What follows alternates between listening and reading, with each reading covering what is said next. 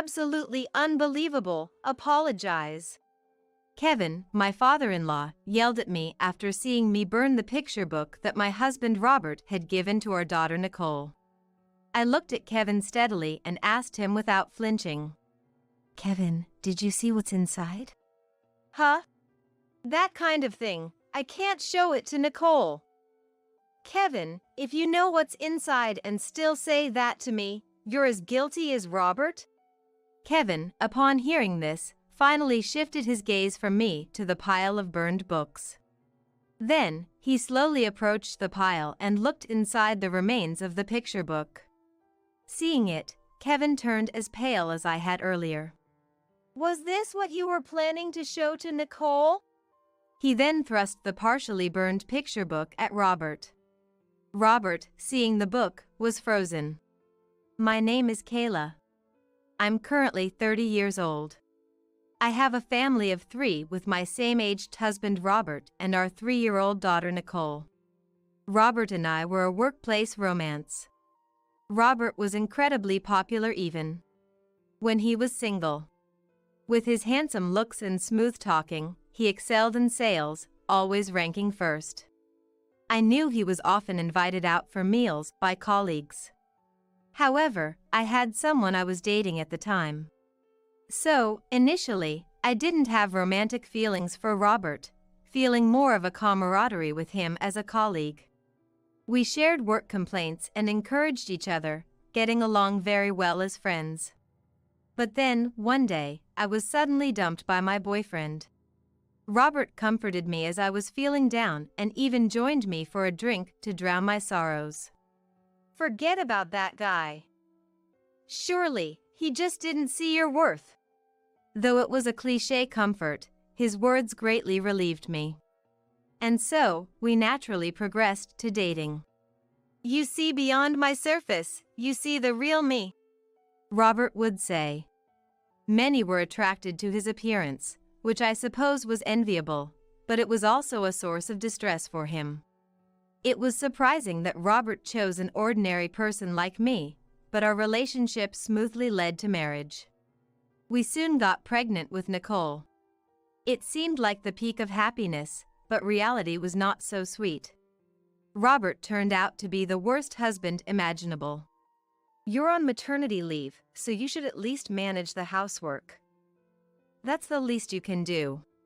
He'd snap at me, irritated, as I lay in bed with newborn Nicole before leaving for work. He never thanked me for the meals I managed to prepare while Nicole slept, calling them tasteless, and would leave his suits and socks scattered around. Caring for Nicole was hard, but dealing with Robert's needs was even more challenging. Yet, I reminded myself that I had chosen this marriage. The only consolation was that he dearly loved Nicole. "It's really good she doesn't resemble you, Kayla," everyone would say about Nicole, who looked exactly like Robert. Even as a newborn, she had a perfectly formed face that would astonish strangers. Not just Robert, but Kevin and my mother-in-law Amanda were also smitten with Nicole's beauty. Despite living about 30 minutes away by car, they were so besotted that they would stay over every weekend. While it was nice that they adored Nicole, honestly, having my in-laws over every weekend was quite taxing. Lately, Robert had been working more weekends, leaving me to entertain them alone, which added to my stress. Although my in-laws were good people, it was clear they were a burden to me. When Nicole was about 6 months old, I finally said to Robert, "Could you talk to Kevin and Amanda about maybe reducing their visits? I hardly have time to clean, and preparing beds and meals is honestly a burden." But Robert exploded at my suggestion. "You're telling me to tell them not to come see their grandchild? That's incredibly cold-hearted." "Then at least could you stay home and keep Kevin and Amanda company? That way, I can prepare meals and it would really help," I tried. "Huh? You can't even manage that, and you're telling me not to work?" I was dumbfounded by his reaction. Why would he interpret it that way? We were friends first, He wasn't like this before. As a boyfriend, Robert was nothing short of perfect. As soon as we got married, it was as if he became a different person, and it troubled me greatly. I wanted him to understand, but it just wasn't getting through, which was frustrating. It's not like that. Never mind. I held back from saying I was foolish to rely on you. I didn't believe saying it would change Robert. Nicole, don't end up with a personality like your mom's, okay? You were born beautiful, so you don't need to be like her. Robert told Nicole. What did he mean by that? I didn't want to ask and chose to ignore Robert as if he was admonishing me. Eventually, I was the one who talked to my in-laws. I'm sorry for not being more considerate. I didn't mean to be a burden to Kayla. Amanda said to Robert. Making my parents out to be the bad guys, what are you trying to do? I felt sorry for my in-laws. I knew they were genuinely looking forward to seeing Nicole. However, Robert didn't try to mediate between me and my in-laws, nor did he offer any support. It's too unfair to my parents, so I'm going to take out a mortgage and build a house where we can live together. Robert's suggestion shocked me. What? Got any complaints? If you hadn't said anything, we wouldn't be in this situation with a rift in the family. But suddenly living together. Regardless of my opinion, Robert went ahead and built a house for us to live together. The in-laws were thrilled. Though I wouldn't have to prepare beds and such, I would surely have to tread lightly around Nicole's crying and never have a moment's peace mentally. As expected. Nicole was crying again. What happened? Amanda started showing up frequently. Crying became a signal for Amanda to appear. I knew she meant well, but it drove me nearly insane. Still, I managed to endure, and soon Nicole would be celebrating her 3rd birthday. Nicole grew up to be as adorable as she was at birth. She will enter kindergarten next year. It feels like she was just born, and now she's already a preschooler. For her birthday, we planned a party with the in-laws, Robert, Nicole, and myself. Then on the day, while preparing the food, I received a call from Robert, who was at work. I'll be late today. Go ahead and sleep without me. I couldn't help but respond. Today is Nicole's birthday, remember? We said we'd have a party. Robert muttered. It seems he had forgotten. Despite doting on her, forgetting his daughter's important day was like treating her as a toy. Hearing my sigh of disbelief, Robert frantically retorted. Can't help it, can I? Work calls, I get summoned to sales locations once a month unexpectedly. Yeah, I got it. Indeed, Robert had those days when he was suddenly called into work once a month. I knew about it and understood that work was unavoidable. Reluctantly accepting, I hung up and hurried to finish preparing for the party. The in-laws joined, and Nicole seemed very happy with the presents from them. She was thrilled with the cake of her favorite character and went to bed early, tired from the excitement. I cleaned up and waited for Robert, but he didn't return even as the date changed. So, I gave up waiting and went to bed. The next morning, Robert was sleeping next to me. I wondered when he had come back. Not feeling like talking to him, I got up alone to prepare breakfast. Mommy, what's this? Nicole, having noticed the noise, woke up and came out of the bedroom dragging a large bag. Good morning. What's that? I stopped what I was doing and asked Nicole the same question, curious about the unfamiliar paper bag. Nicole squatted down and said, It says Enikolu. Nicole, who could barely read her own name, announced after spotting a card attached. I moved closer to read it too. Happy birthday, Nicole. From Mom and Dad. Is it a present for me? Yay! It must have been prepared by Robert. Inside were nearly 10 heavy picture books. The handwriting on the card caught my eye, probably written by a sales clerk. It was clearly a woman's handwriting. He might have gone out to buy it in between his busy work schedule. Thinking this, I felt a bit guilty for being cold to Robert, watching Nicole's happy face with a touch of remorse. After we eat, shall we read it together? Yay! Leaving the tired Robert to sleep, Nicole and I finished our meal. Soon, as usual, the in-laws came over to play with Nicole. While they were busy, I got on with the housework and getting ready. When I returned to the living room, Nicole was proudly telling her grandparents about the picture books she received. Daddy gave it to me. We're going to read it with Mommy. That's nice. Kevin seemed happy seeing Nicole's smile. Before we read, how about we go shopping with us? Mommy still has work to do, right? I don't want to go shopping.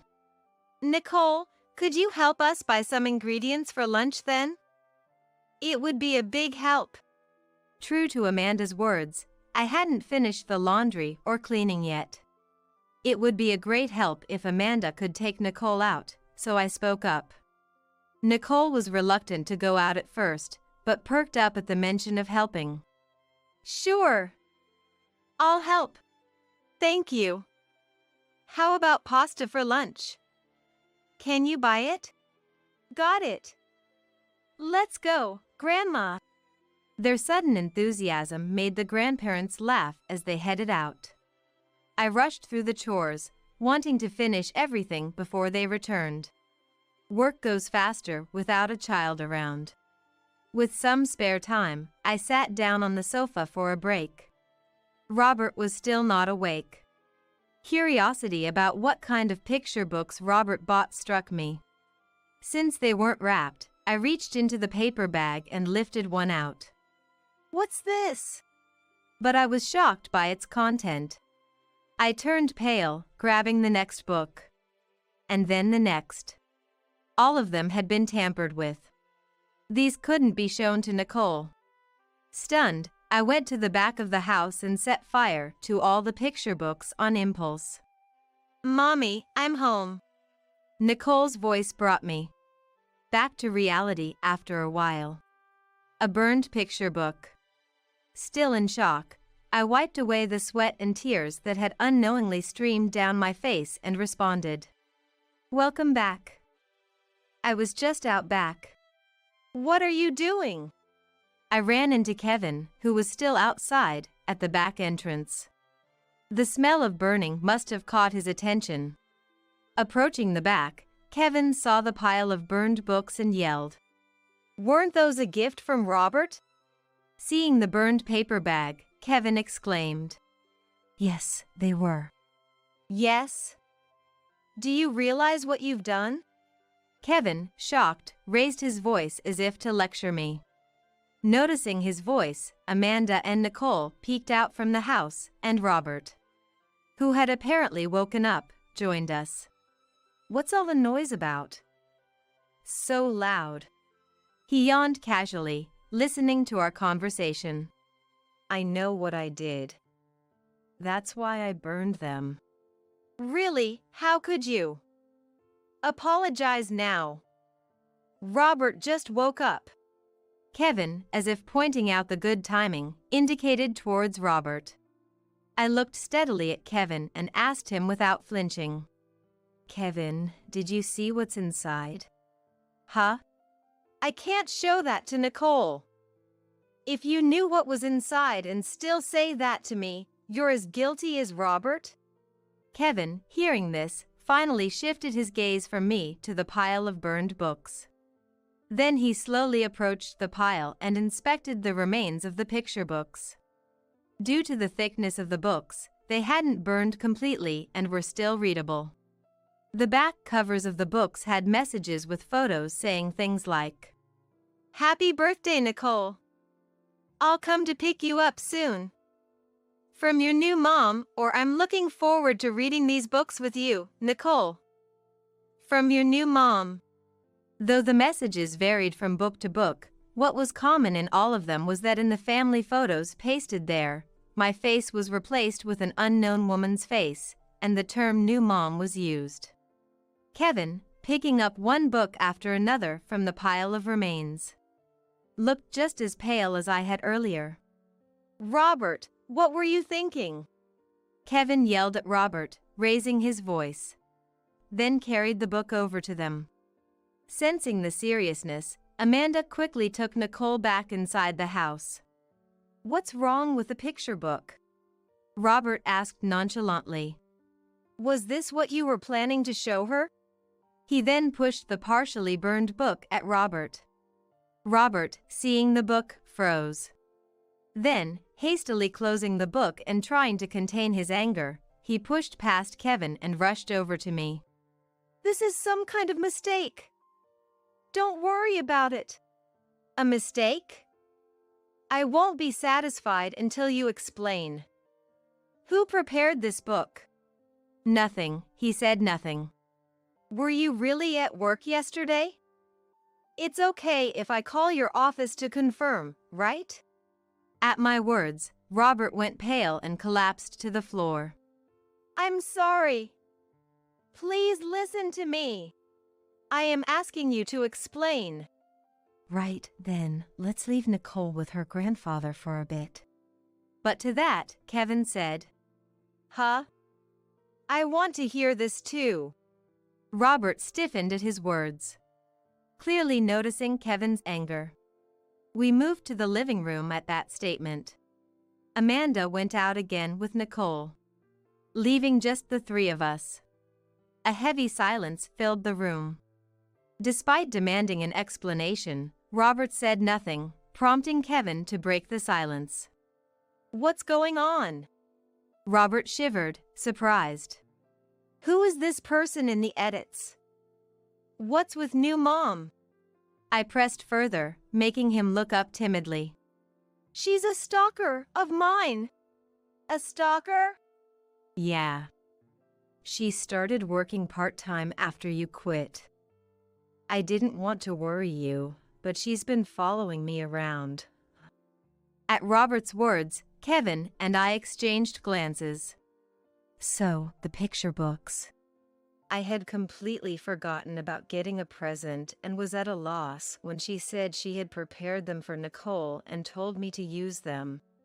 Robert then deeply apologized. "It was my negligence. I'm really sorry." Whether it was true or not, he seemed genuinely remorseful for giving Nicole something that could traumatize her. The priority wasn't to blame Robert. "All right. For now, let's prepare a different present for Nicole right away. And about the stalker, we need to contact the police." "What?" "Of course. She's scaring our family, isn't she?" But Robert grimaced at my suggestion. "But actually, she's my boss's wife. Remember, we went to their wedding in March? So I can't really confront her. That's..." After such an incident, we were left with no choice but to silently endure. Though I wasn't satisfied, Robert kept apologizing. Kevin, arms crossed, pondered but couldn't find a clear solution. "I'll talk to her firmly to ensure this never happens again. Please forgive me this once." Thus, I had no choice but to go along, but I made Robert promise to consider changing jobs. It's better to lose any connection with his boss and his wife as soon as possible. Robert was troubled by the suggestion but agreed with Kevin's encouragement. It seemed like the matter was resolved. And Robert appeared truly remorseful. However, a month later, an unexpected call came in. "I have to work late unexpectedly again today." I hadn't fully accepted what happened a month ago, but if it was work, I couldn't say much.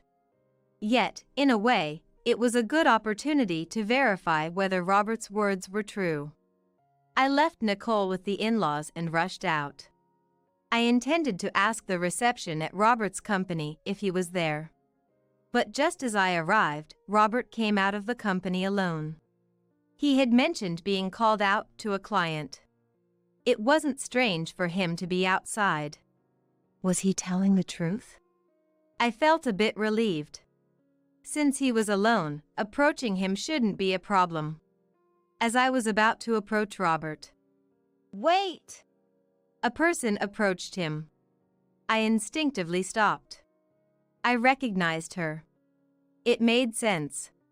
Her face had replaced mine in all those pictures in the picture books just a month ago. Unforgettable. A bad feeling washed over me. They started walking side by side. It might have been for work, but I couldn't shake off the feeling there was more to it, so I followed them.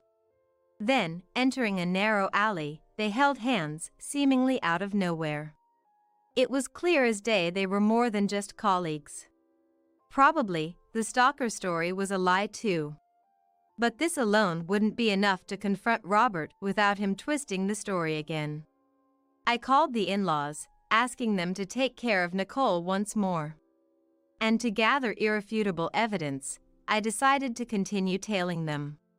They had dinner and went straight to a hotel without noticing me. It made me sick to my stomach, but if I didn't settle this now, Nicole and I would continue to be manipulated by Robert's whims. While waiting for them to leave the hotel, I made my move. I went back to Robert's company and summoned the woman's husband. But I didn't know her name. My own face, known to the company employees since I worked there, became my asset. As I approached the company, I ran into a familiar colleague. "Kayla, is that you? It's been so long. What brings you here?" "Robert should have already left." "Yeah, I know. But I have something I need to ask." I inquired about the name of the boss's wife, who started working after I left. The colleague quickly. "Oh, Brian's wife, right? I'm in a different department, but she's the only part-timer who's the wife of Robert's boss." Responded. "Brian. I knew of him. Though we never worked directly together, he was reputed to be competent even when I was employed there." Despite the abrupt approach, I felt it was necessary to call Brian. "You're Robert's wife, right? What do you need from me?" Brian addressed me without any hesitation. Grateful that Brian knew me and allowed the meeting without suspicion, I explained everything.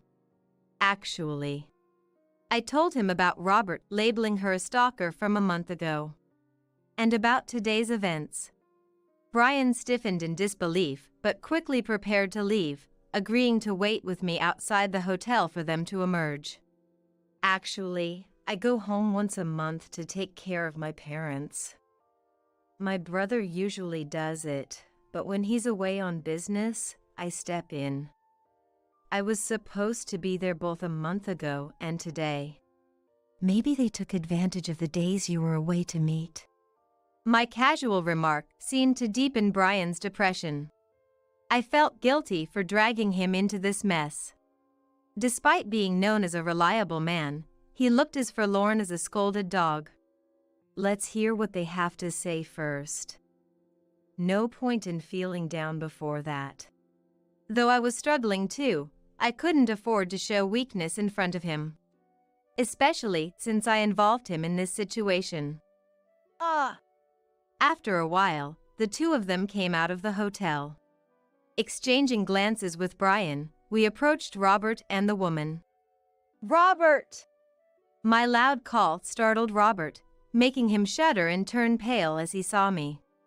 "Kayla, what is this all about?" I intended to remain calm, but that was impossible once I was actually there. My shouting attracted the attention of bystanders. Robert froze even more when he saw Brian behind me. "Brian! Robert, Megan, what is this all about?" Brian, previously disheartened, now confronted them calmly. The woman's name must be Megan. She too was shocked by Brian's presence and quickly withdrew her arm from Robert.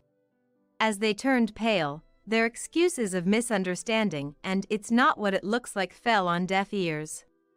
A stalker and a hotel, that's just disgraceful. My words made Robert panic. Megan looked puzzled by my accusation. Stalker? Yes, about you. He said you were stalking him. What? While telling me it'd be nice if I were Nicole's mom, you've been portraying me as a stalker to your family? Enraged by my words, Megan confronted Robert. What? Who should be Nicole's mom? I couldn't let that remark slide either. Though I thought Megan had no right to be furious, at that moment, it didn't matter. Even if Robert apologized, I couldn't see myself forgiving him. Cornered by both Megan and me, Robert had nothing to say. The scene descended into chaos.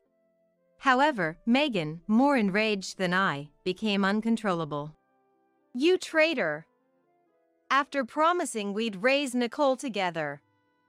After saying you'd divorce. Despite being married herself, Megan began to hit Robert while hurling accusations at him. Brian tried to calm Megan down, but "This is getting interesting. Quite a mess, isn't it? Should we call the police?" Onlookers started filming us. There was no time to stop Megan with people pointing cameras at us. Despite my pleas for the onlookers to put their cameras down, the sight of a pathetic man cornered by two women spread quickly. The footage of Megan hitting Robert was more entertaining than us confronting him together, turning into a laughingstock. Even though the video was blurred to prevent identifying anyone, it gained significant attention. It seemed like co-workers also saw it, guessing the man resembled Robert.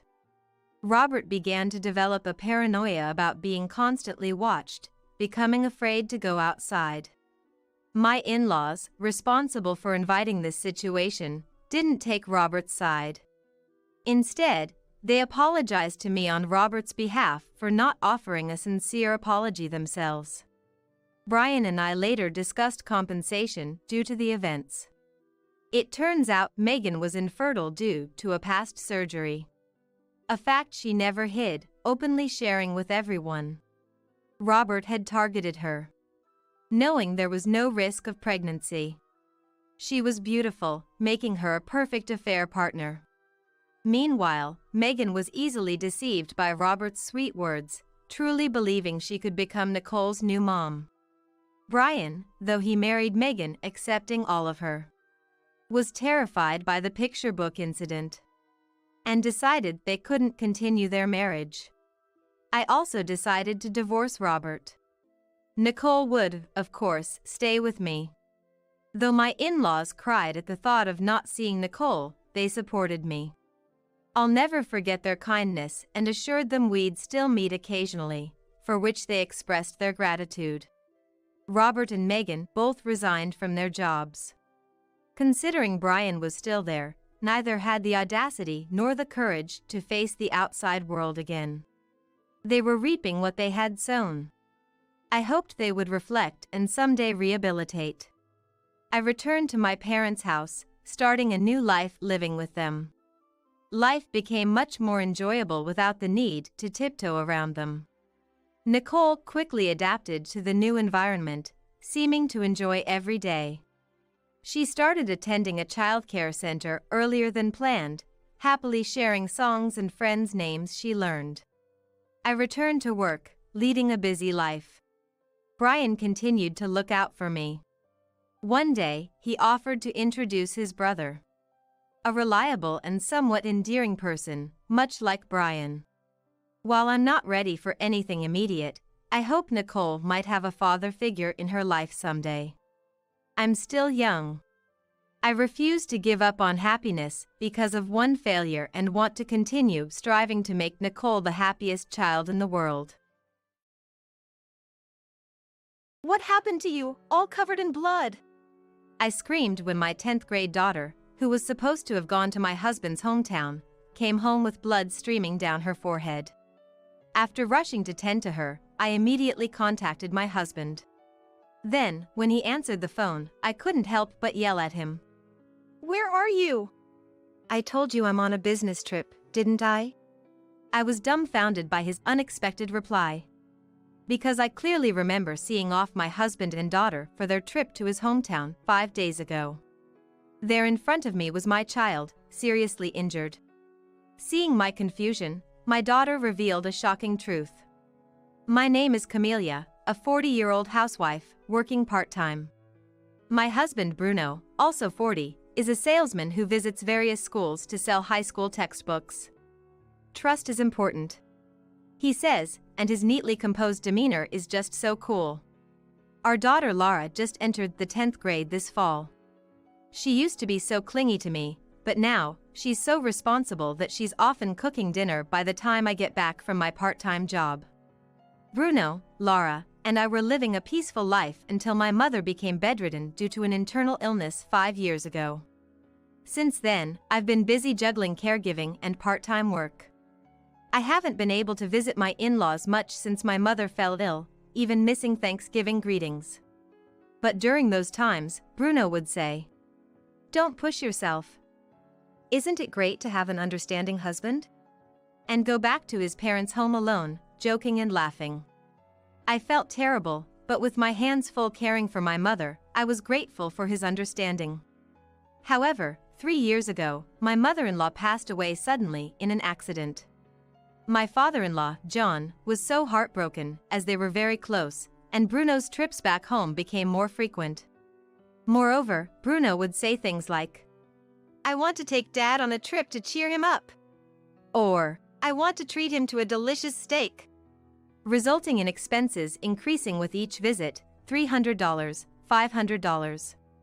But, as I had been neglecting my visits to my in-laws to care for my own mother, I couldn't really complain about the money. Then one day, as usual, Bruno mentioned the expenses for his next trip home. "The next time I go back to my place, it's going to cost $1,000. What? I couldn't help but wonder if Bruno really needed such a large sum of money for a single trip home, but he never explained the details of the expenses. I guess it must be necessary, if I think of it as showing gratitude to John. I convinced myself with that thought. However, due to the sudden expense, I had no choice but to temporarily withdraw money from the account I had been saving for Laura's education. I'll have to cut back on trips to the beauty salon for a while and make sure not to dip into Laura's savings. From then on, I worked hard to save money and gradually replenish my daughter's account. While living these frugal days, Laura successfully completed her school applications. Just when things seemed to be settling down, "I want to see my granddaughter. It's been a while," John said. All right. Let's take Laura and Dad out for steak as a reward for always working hard. Really? Yay! Seeing Lara's beaming smile. "Thank you for always being so patient," I said, stroking her head. She had never complained, despite always having to make sacrifices and helping with my mother's care. I was overwhelmed with gratitude. Then, on the morning of the day they were to visit Bruno's parents, Laura cheerfully waved. "I'll bring back some souvenirs," she said. "Have fun," I replied with a smile. Everyone in the family was smiling. Little did we know then what was about to happen. It was around noon, 5 days after Bruno and Laura left for his parents' house. I was preparing lunch in the kitchen when I heard the entrance door open. "Who is it, coming in without ringing the bell?" Startled, I called out, "Hello!" and headed to the entrance, only to find Laura standing there with blood streaming down her forehead. "What happened?"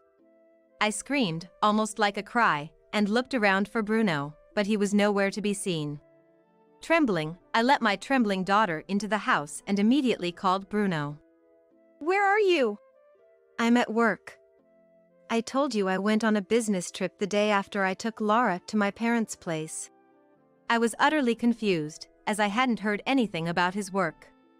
"I didn't know about any trip, and more importantly, Laura has come back seriously injured." "It's probably just a fall. Girls her age tend to exaggerate." Don't take it seriously. Bye. Bruno hastily said just that and hung up forcibly. I could never just accept. Such an absurd story from him. Oh, really? While tending to my daughter. Why did you get hurt? Did Dad go to work? I asked. Laura, with a pale face and trembling lips, finally murmured. Dad pushed me. I was shocked, but gently rubbed her back and listened to her story. Then, an unbelievable truth came to light. Bruno had been keeping secrets from us, and he had inflicted a serious injury on Laura after she discovered them. And that wasn't all.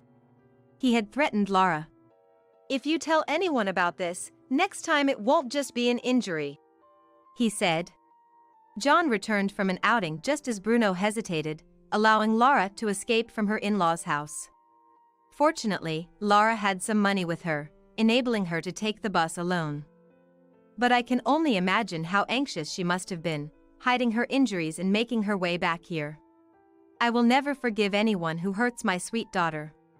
I swore revenge, not only for Bruno raising his hand against our daughter but also for the secrets he kept from us. After hearing about Bruno's misdeeds, I reached for my mobile phone to call John. And was surprised to see a mountain of missed calls from him. Oh, John, I'm sorry. I was cooking and didn't notice the phone. No, it's fine. More importantly, Laura had to rush back home for some urgent matter. I was worried if she made it back safely, that's why I called so many times. Hearing John's words, I was speechless. Bruno had concocted such a lie to cover up the fact that his injured daughter had fled back home. I then spilled everything to John, who was unaware of the situation, about what I learned from Laura. Laura will be okay, I'm taking her to the hospital. But I can't forgive Bruno. Could you please keep him at your house for a while so I can deal with him? John replied. Of course. And promised to help. He agreed to cunningly persuade Bruno to stay at his parents' house for a while. In the meantime, I ran around making various preparations for confronting Bruno. 5 days later. After finishing the investigation into Bruno's secrets, I was heading to his parents' house. Just as I was about to ring the entrance doorbell, I saw Laura running towards me, out of breath. Mom. Wait. I told you to stay at home. I can't just sit there. He needs to take responsibility for my injury. I had planned to confront Bruno alone at his parents' house, not wanting Laura to witness a conflict between her parents. However, Laura clearly had no intention of staying quiet. I think I have a right to speak up too. She was adamant. Reluctantly, I accepted Laura's anger and decided to face the situation together. We were greeted by John, who already knew our plan, and upon entering the living room, we saw Bruno, seemingly just woken up, lounging in his pajamas and watching TV, despite it being midday. Oh, I thought you were on a business trip. Surprised by my sudden voice, Bruno sprang up. Well, I was supposed to go, but then it got cancelled unexpectedly. Bruno began to stammer out a lame excuse. But never mind that. What about Lara's injury? I want to hear about it. Oh, the clumsy girl. She apparently fell down the stairs and hit her forehead. I almost yelled at Bruno for his blatant evasion, but John beat me to it. Enough. I know that Lara's injury is your fault. Laura added. Yes. That's right. And I glared at Bruno. Realizing he was in a tough spot, Bruno suddenly looked smug and retorted. You never showed your face at my parents' place, and now you act all high and mighty. I've been the one doing the filial duties for both of us. Bruno sneered, thinking I had no comeback. Indeed, until now. I had thought he was right and had kept quiet. But after hearing Laura's story, I knew all too well that Bruno's words were full of lies.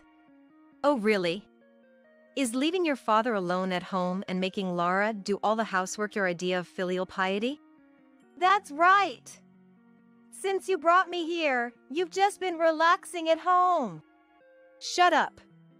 This was just a one-time thing. Usually, It's me who does all the hard work." As Bruno arrogantly boasted, I took out John's household ledger, which I had been given beforehand. It detailed not only the financial transactions, but also how Bruno spent his time at his parents' house. Let me read some of it to you. June 10th, gave Bruno $200 for transportation. He lounged around all day and went out at night as usual, returning in the morning. Food expenses increased due to Bruno's stay. I calmly read out the entries. According to the ledger, every time Bruno visited, "My wife won't even give me money for the trip." he lied, claiming that he receives money from John. Taking advantage of my absence, Bruno portrayed me as a stingy and scary wife to gain sympathy from his father. A grown man, still leeching off his parents, aren't you ashamed? And they even take care of various things for you. You always come over and I feel bad, thinking you're not getting any pocket money from your wife, so I try to help out. But it was all lies, wasn't it? Bruno, cornered by our accusations, fell silent and didn't respond. Swindling money from your father, what exactly did you use it for? Well, no need to say anything. You're probably just thinking up more lies. Ignoring Bruno's muttering, I thrust a certain photograph in front of him. You wanted money so badly because you were splurging at places like this. How do you know about this place? The photo showed Bruno entering a dubious nightclub. Bruno's face drained of color, clearly not expecting me to know this much. Indeed, the secret Lara had discovered during the visit was about this very matter. Lara had thought Bruno was diligently taking care of John, but when she noticed his repeated late-night returns, she became suspicious and started her own investigation. She secretly installed a location tracking app on Bruno's mobile phone and, after he left, used her computer to check his whereabouts, always showing the same place. When Lara researched it on the internet, she discovered it was a night spot catering to men. While she was about to call and inform me, Bruno returned home. He became furious upon finding Lara checking his location and the club on her computer and pushed her, causing her to hit her head on the edge of a shelf and bleed. You know the rest. After hearing Lara's story, I left my mother in professional care for a few days and staked out the club to gather evidence of Bruno's escapades, capturing photos of him entering the establishment. When I saw Bruno enter the club so lightheartedly, the shock I felt was indescribable. And to think, the money for this recent trip home, though temporarily, was taken from Lara's college fund. Dad, you're the worst. Feeling awkward with the undeniable evidence of the photos, Bruno muttered, "Isn't this normal for men?" and looked up at John, seeking agreement. What are you talking about? Dipping into your child's college fund for nightlife is despicable. I'm tired from work. A little fun should be okay. Lara sighed in disbelief at Bruno's brazenness. Mom, do you know what kind of place that is? Eh? No, I just took the photos and left immediately. I thought so. Here, take a look. Lara said and spread out several printouts of the club's website on the table. John and I leaned over to see the girls in the club dressed in school uniforms. All appeared to be adults, but it was clear the establishment specialized in this kind of cosplay service. Oh. To expose our daughter to such a world. I was filled with remorse, but Lara seemed unfazed. So Dad likes this kind of stuff. Gross. She shuddered as if chilled while thrusting the papers at Bruno. You don't have to go that far. Having a fetish for uniforms could be a big problem if your school clients find out, right? I doubt your company, which sells educational materials to schools, would continue employing someone with such hobbies. As I gave him a cold gaze, Bruno turned pale. Oh, right. I quickly pulled out Bruno's schedule book, which I had found left in his business bag. Looking at this, I now know all the schools you've been visiting. Maybe I should contact these clients about your wonderful hobby. Please, not that. I'm sorry. I went too far. I'll change, I promise. Bruno must have realized there was no escaping the situation. He started to tremble and collapsed onto the floor. Despite his apologies, years of his club visits and extravagance, culminating in injuring Laura, were unforgivable. Who's going to believe the words of a liar like you? I've already consulted a lawyer and am ready for divorce. You'll pay back every penny you squandered, plus compensation. This is the end for us. No, please. Bruno tried to cling to Laura, but she recoiled. Yuck. Get away from me. And eventually, he broke down crying. We watched his pathetic state with cold indifference. Shortly after, the divorce was finalized, and Bruno was ordered to pay back the $15,000 he had squandered plus $30,000 in damages. Somehow, his club visits were leaked, resulting in his termination from his job. John cut ties with him, and now Bruno lives alone in an old apartment, barely getting by with day jobs. Unable to pay the damages, he had to borrow money from dubious lenders and now lives in fear of debt collectors. Meanwhile, after the divorce, I had more time to myself. With Laura's help, my mother's health improved significantly, and she no longer needed constant care. Now, the three of us women live together, enjoying a happy and harmonious life. I washed your baby in the washing machine. My assailant burst into laughter the moment she saw my face. She had always disliked me, so she must have been waiting for this opportunity. But I couldn't help but raise an eyebrow in response. My daughter is sleeping right next to me. My assailant Janice looked utterly shocked at first, then turned pale as she watched our daughter Kyrie sleeping soundly. This story is about a major family incident involving all our relatives, which happened one Christmas. My name is Patrice, a 35-year-old homemaker. I married Bryant, who is 5 years younger, and after about 7 years, we were finally blessed with a child when I turned 35. Our daughter Kyrie, now 8 months old, is a lively baby who loves her milk and sleeps well. As an older mother, I was relieved, but there were still challenges to face. One of them was my assailant, Janice, who is 10 years younger than me. She disliked me for marrying her brother and constantly harassed me whenever she got the chance. Janice's attachment and love for her brother Bryant were intense, something you might call a brother complex. I don't have siblings, so I can't fully understand, but I find it bizarre that at 25, she still wants to shower with her biological brother. Bryant always brushed it off as a joke, but I couldn't make sense of it. She looked down on me for being an older wife and for having a child late in life. When Bryant wasn't around, she would invariably taunt me, saying, "How did an old lady like you manage to trick my brother?" I'm just curious, for future reference. Janice, I don't think that's an appropriate way to speak, but... Shut up. You're getting too cocky just because you're acting submissive. It's disgusting that an old lady like you stole my brother and then got pregnant. Could you please keep it down? The baby might wake up. I held back a sigh and deliberately spoke to Janice in polite, respectful language. After all, she was constantly at our house, clinging to Bryant and trying to follow him every time he left his seat, which also troubled him. Moreover, she would ring the doorbell early in the morning and not leave until late at night. Eventually, she started acting childishly, saying, "I'm going to stay over at my brother's place."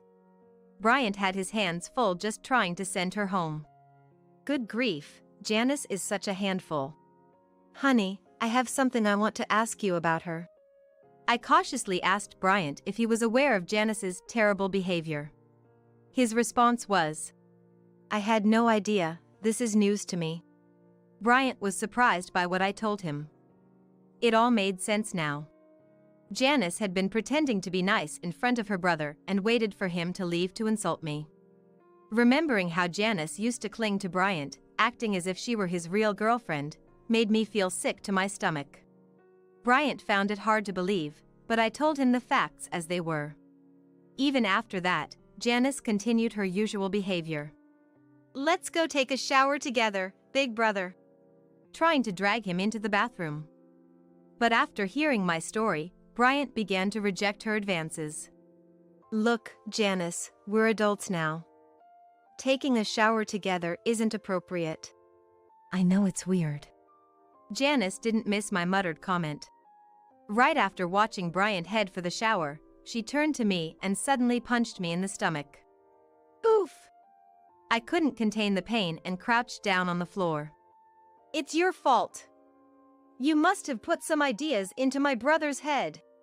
Then she relentlessly kicked my back as I was clutching my stomach. Get lost already! As the time approached for Bryant to usually come out of the shower, Janice forcibly made me stand up and pushed me onto the sofa. Listen, if you tell my brother about this, I'll make you suffer even more. Groaning in pain, I was completely overwhelmed by Janice's violent behavior. What's worse, her anger, initially directed at me, gradually shifted to someone else. It happened one day when Bryant was about to take Kyrie into the shower. I'll help you, big brother. Maybe I'll take a shower too. Janice was fully intent on joining them, heading towards the bathroom. Knowing I had to stop this, I opened my mouth, but Bryant looked fed up. Janice, I've told you before, I'm not showering with you. I have a wife and a daughter, so it's time for you to move on from me. No. Why are you being so mean? Ignoring her tantrum, Bryant quickly picked up Kyrie and headed for the shower. This scene repeated several times, with Janice being rejected by him each time, gradually shifting her anger from me to Kyrie. She couldn't stand the thought of the baby showering with Bryant, her brother, while she was rejected. That's probably what she felt. Soon, Janice would cause a terrible incident.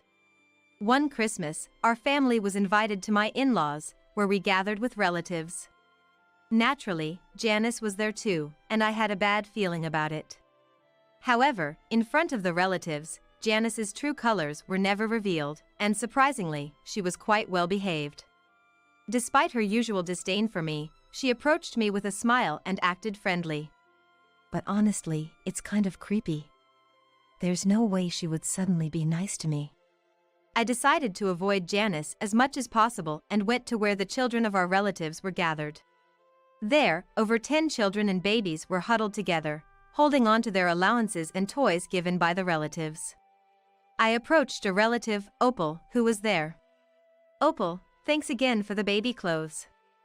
How about we take a picture of our 2 kids? She had given me matching baby clothes for my daughter and hers as a birth gift, so I had dressed Kyrie in them for the visit. We both had a great time taking photos of the children with our mobile phones. Eventually, the kids decided to play in the snow-covered garden. They were quickly covered in snow. And even a nearby baby got splashed with it. That's when Janice was asked by a relative to help wash the children in the shower. She grimaced for a moment, but then, surprisingly, "All right. Come on, everyone, follow me." She picked up a baby with a smile and led the children away. However, with over 10 kids, they formed a long line following Janice. Oh no, Kyrie got left behind. Janice seemed not to notice, and Kyrie was sitting there with snow on her clothes. I was about to take Kyrie to the shower, but she started crying, probably wanting milk. Oh, there. Maybe I should give her milk first. I wanted to wash the gifted baby clothes right away, but after feeding her, Kyrie fell asleep, making it difficult to undress her. Reluctantly, I let it go, laid Kyrie beside me, and enjoyed chatting with the relatives. Then, Janice appeared with a triumphant look on her face. Ahaha! I washed your baby in the washing machine. That'll show you. Excuse me. I couldn't understand what she was talking about. What did she mean by washing a child in a washing machine? Kyrie is sleeping right next to me. What? Janice looked confused as well, seeing Kyrie sleeping soundly. We were both unclear about what was happening. Suddenly, a scream came from the bathroom. Janice and I rushed there, and we found Opal in a complete panic. Opal, calm down. What happened? Opal claimed that when she opened the washing machine, she found a baby inside. And that baby was her daughter. Her voice, crying and holding her child, attracted more and more relatives. Seizing the moment, Janice pointed at me. Patrice! How could you? What are you talking about?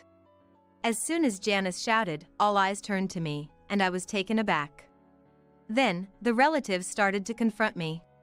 Patrice, we need to hear your side of the story. Taking advantage of this distraction, I saw Janice sneaking out of the house. Wait! Janice! In this desperate moment, Bryant's sharp voice rang out. This is not the time for accusations. We need to get to the hospital right away. Bryant immediately called the paramedics, and Opal and her husband, with the baby, boarded the ambulance and headed to the hospital. Left at the in-laws' house, surrounded by relatives, I seethed with anger at Janice for trying to pin this on me even in such a situation. I'll make sure she pays for this. She better be ready. I decided to explain all of Janice's misdeeds to the relatives and asked for their cooperation in punishing her. After returning from the hospital, Opal and her husband, furious after hearing everything, agreed to participate in the plan. I asked Bryant to lure Janice back to the in-laws' house with a phone call. Janice, Patrice admitted her guilt. I can't believe she would do something so horrible. Eh? Oh, really? So, I want to hear more about it. You ran away because you feared Patrice's grudge, right? I'll protect you, so please come back and help us uncover the truth. Comforted by her brother's kind words, Janice naively returned to the in-laws' house. However, the house was in a state of mourning. Opal, in tears, "My daughter has passed away," she announced to the remaining relatives. While everyone was engulfed in sorrow, Janice was the only one looking smug. Ah, it's all Patrice's fault. What are you going to do about this? How will you make amends? Joining in Janice's sneering attitude. How could you do something like this, Patrice? What grudge did you have against Opal? The other relatives started accusing me. I'm so sorry. I had to. Janice was after Bryant, so I thought of framing her for the incident with the children in the shower. As I began to break down in tears, Janice started to panic. What? Me, after my brother? How could you make up such a lie? Is there any proof? So, I said, actually, and showed Janice and the relatives the screen of my mobile phone. It was a recording of our home's laundry room, focusing on the washing machine. Janice could be seen taking Brian's underwear from the laundry, sniffing it, and then hiding it in her pocket. She had been stealing her own brother's underwear every time she visited our house. Janice, what are you doing? I thought it was strange that I've been losing underwear recently. Wait! This recording has nothing to do with what happened. I was forced by Patrice to put the child in the washing machine against my will. Oh, so you admit to doing it yourself? But you forced me to. I immediately played another recording from my phone. It was Janice's voice saying, I washed your baby in the laundry. Her face turned pale as she listened. Janice kept coming to our house every day, hitting and kicking me, so I've been collecting evidence all along. I had suspected something fishy about Janice's unusually cheerful demeanor that day, so I kept the recording function on my mobile phone active.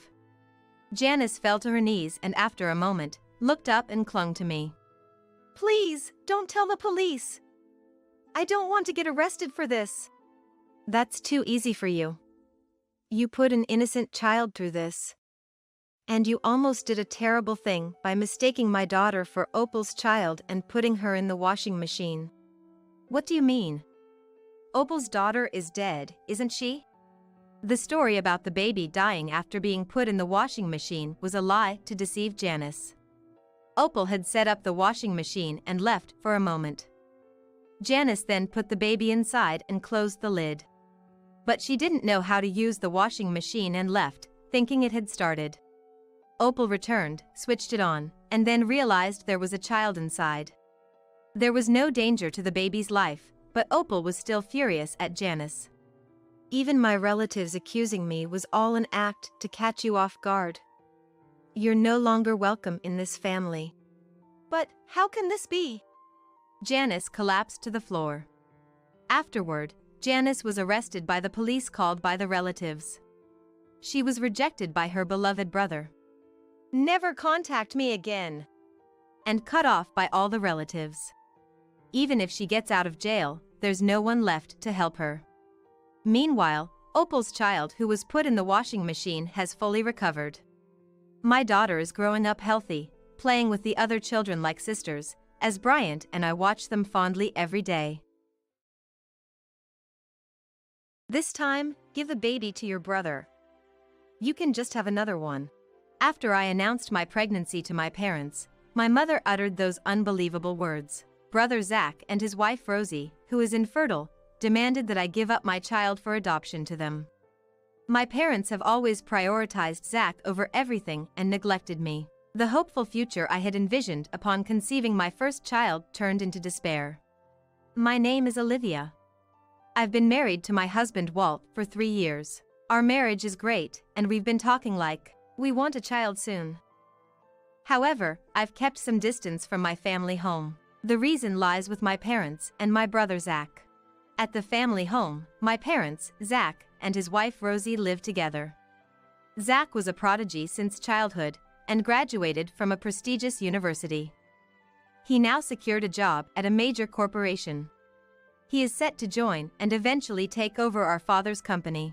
Our parents have adored him since he was young. In comparison, I wasn't very smart and had average looks, so I don't have many memories of being cherished by our parents.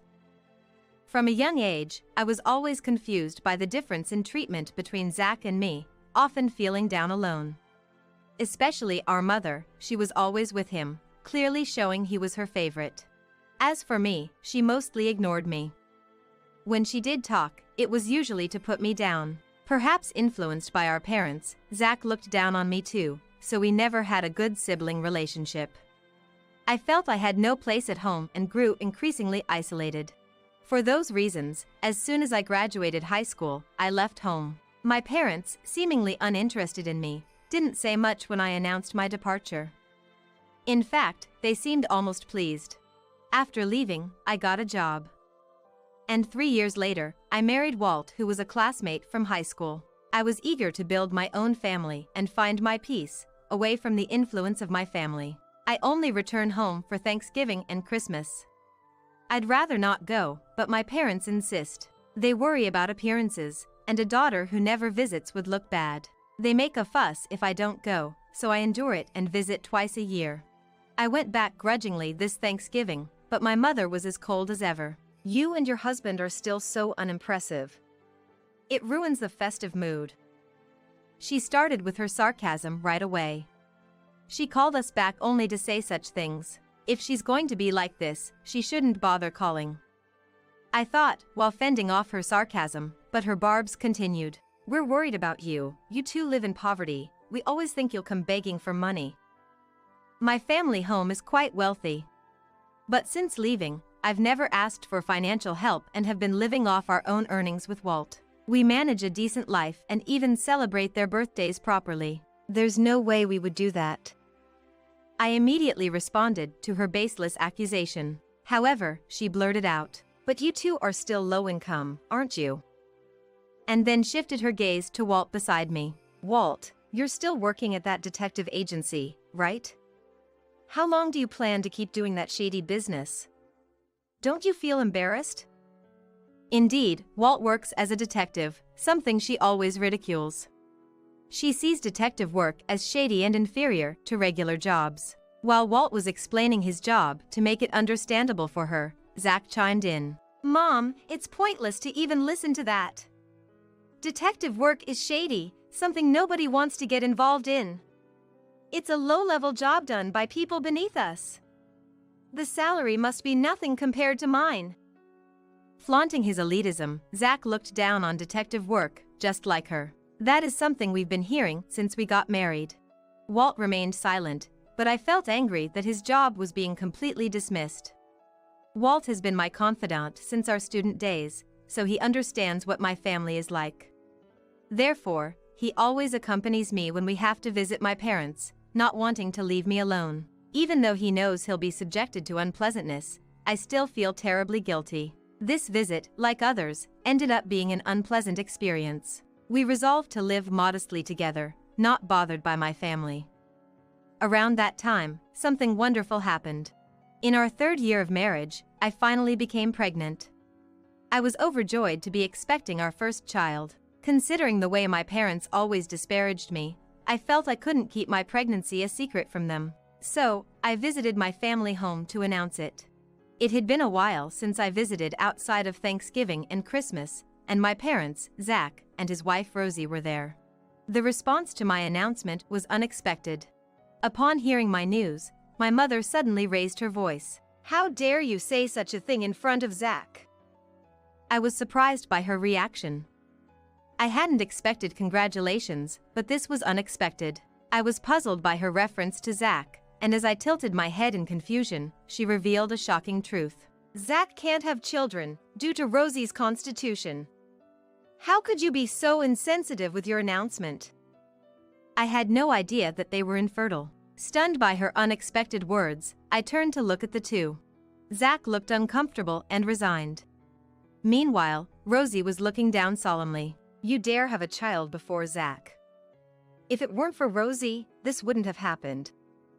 She sighed dramatically, glancing back and forth between Rosie and me. Observing that, Zach intervened. "You know, Rosie feels guilty enough as it is. Don't be too hard on her, Mom." I was a bit surprised to hear he defend Rosie. From my occasional visits, I knew that his attitude towards Rosie was never that kind. "You're really kind, Zach. Rosie, if it weren't for being Zach's wife, you'd have been divorced long ago." Hearing Zach's words, our mother glared at Rosie. Indeed, knowing them, they might have divorced Rosie immediately upon learning of her infertility. But perhaps Zach does have some affection for his wife. I pondered that as I watched he calm our mother down. "Well, I've made my announcement, so I'll be heading home." The atmosphere had turned to blaming Rosie because of my announcement, so I decided to leave quickly. But then, my mother turned to me and said something unbelievable. "The baby you're having, give it to Zach." "What?" I couldn't help but exclaim in shock at her outrageous suggestion. What does she mean, give my baby to Zach? "You can have another child since you're capable of having one. Since Rosie seems unable to. So giving that baby to Zach as an adopted child will bring peace to our family." Peace? What is she talking about? How could they think of taking my baby for him, just because he can't have children? That's absurd and unjustifiable. When I insisted I would never agree to such a thing, my mother retorted, "Look, this is our long-awaited first grandchild. I'll let it grow around me. It's only right that we get to raise it. Zach will take over the company, so we will raise the baby." She made such infuriating arguments, planning to take away my unborn child just to ensure a successor for our father's company. She talked about the process of adoption as if she had researched it, but I was too furious to listen. Seeing how irritated I was, Zach added something unbelievable. "Well, since Rosie can't have children, it's good for her that you got pregnant at this time. At least you're finally contributing to this family." I couldn't believe it, but Zach seemed to agree with her. Even our father, who usually says nothing, nodded in agreement from behind them. It seemed the whole family was ready to claim my baby as their own. I couldn't believe how casually Zach spoke such terrible words to his own wife, acting as if nothing was wrong.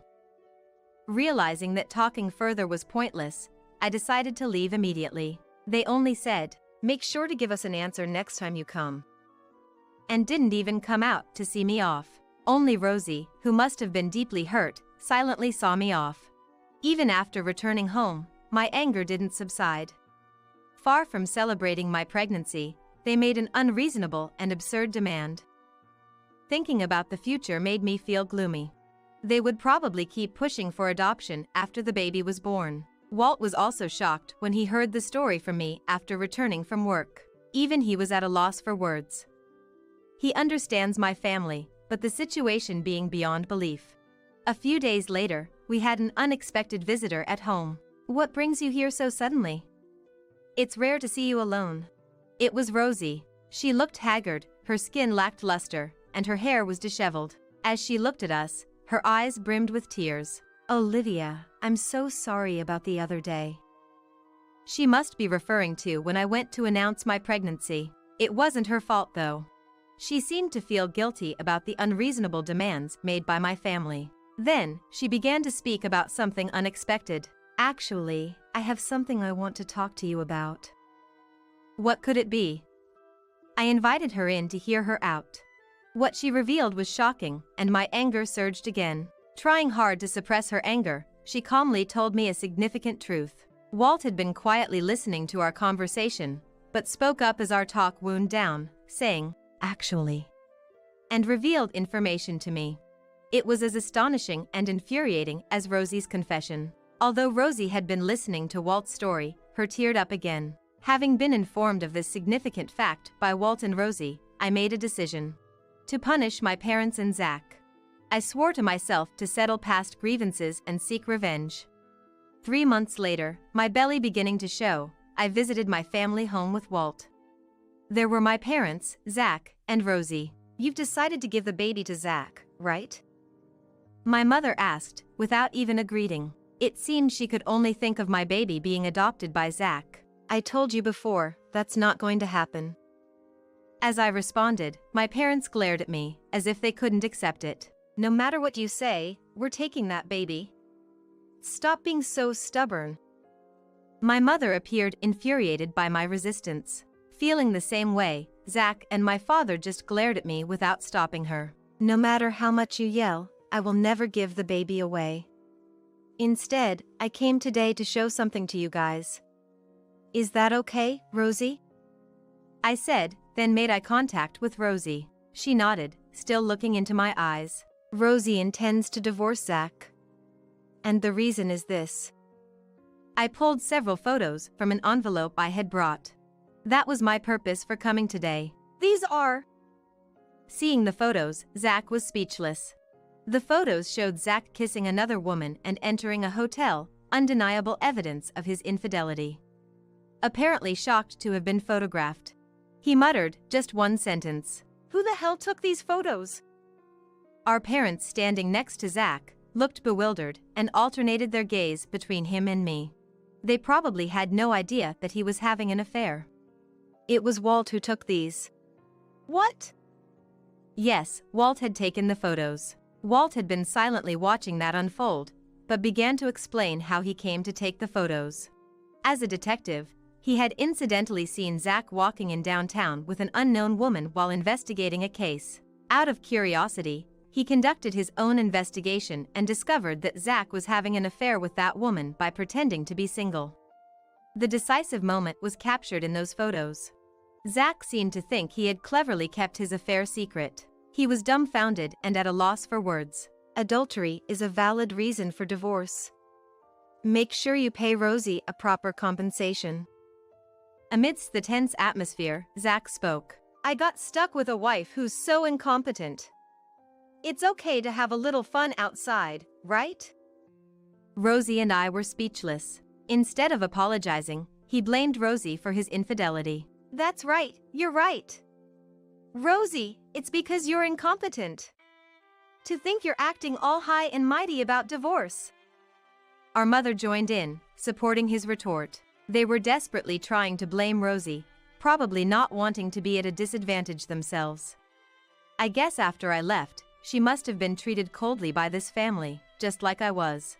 Thinking about it made me feel terribly sorry for her. Therefore, I decided to confront this family today. To save myself and Rosie, who had been neglected all that time, I pushed them further into a corner by blaming Rosie. "Zach, you made fun of Walt, but the investigative skills of a professional detective are extraordinary. As soon as he started investigating, evidence kept piling up. And then, we found out something shocking about your mistress." Saying that, I saw my parents tensing up, wondering what shocking fact would come out next. "The woman you're having an affair with seems to be the daughter of a mafia boss." As soon as I revealed it, Zach stiffened as if frozen. He must not have known that. Immediately, my mother screamed. "What?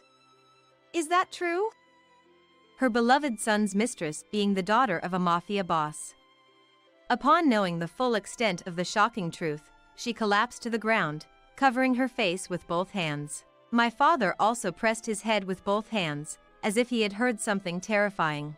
Zach, you were pretending to be single while dating her, correct?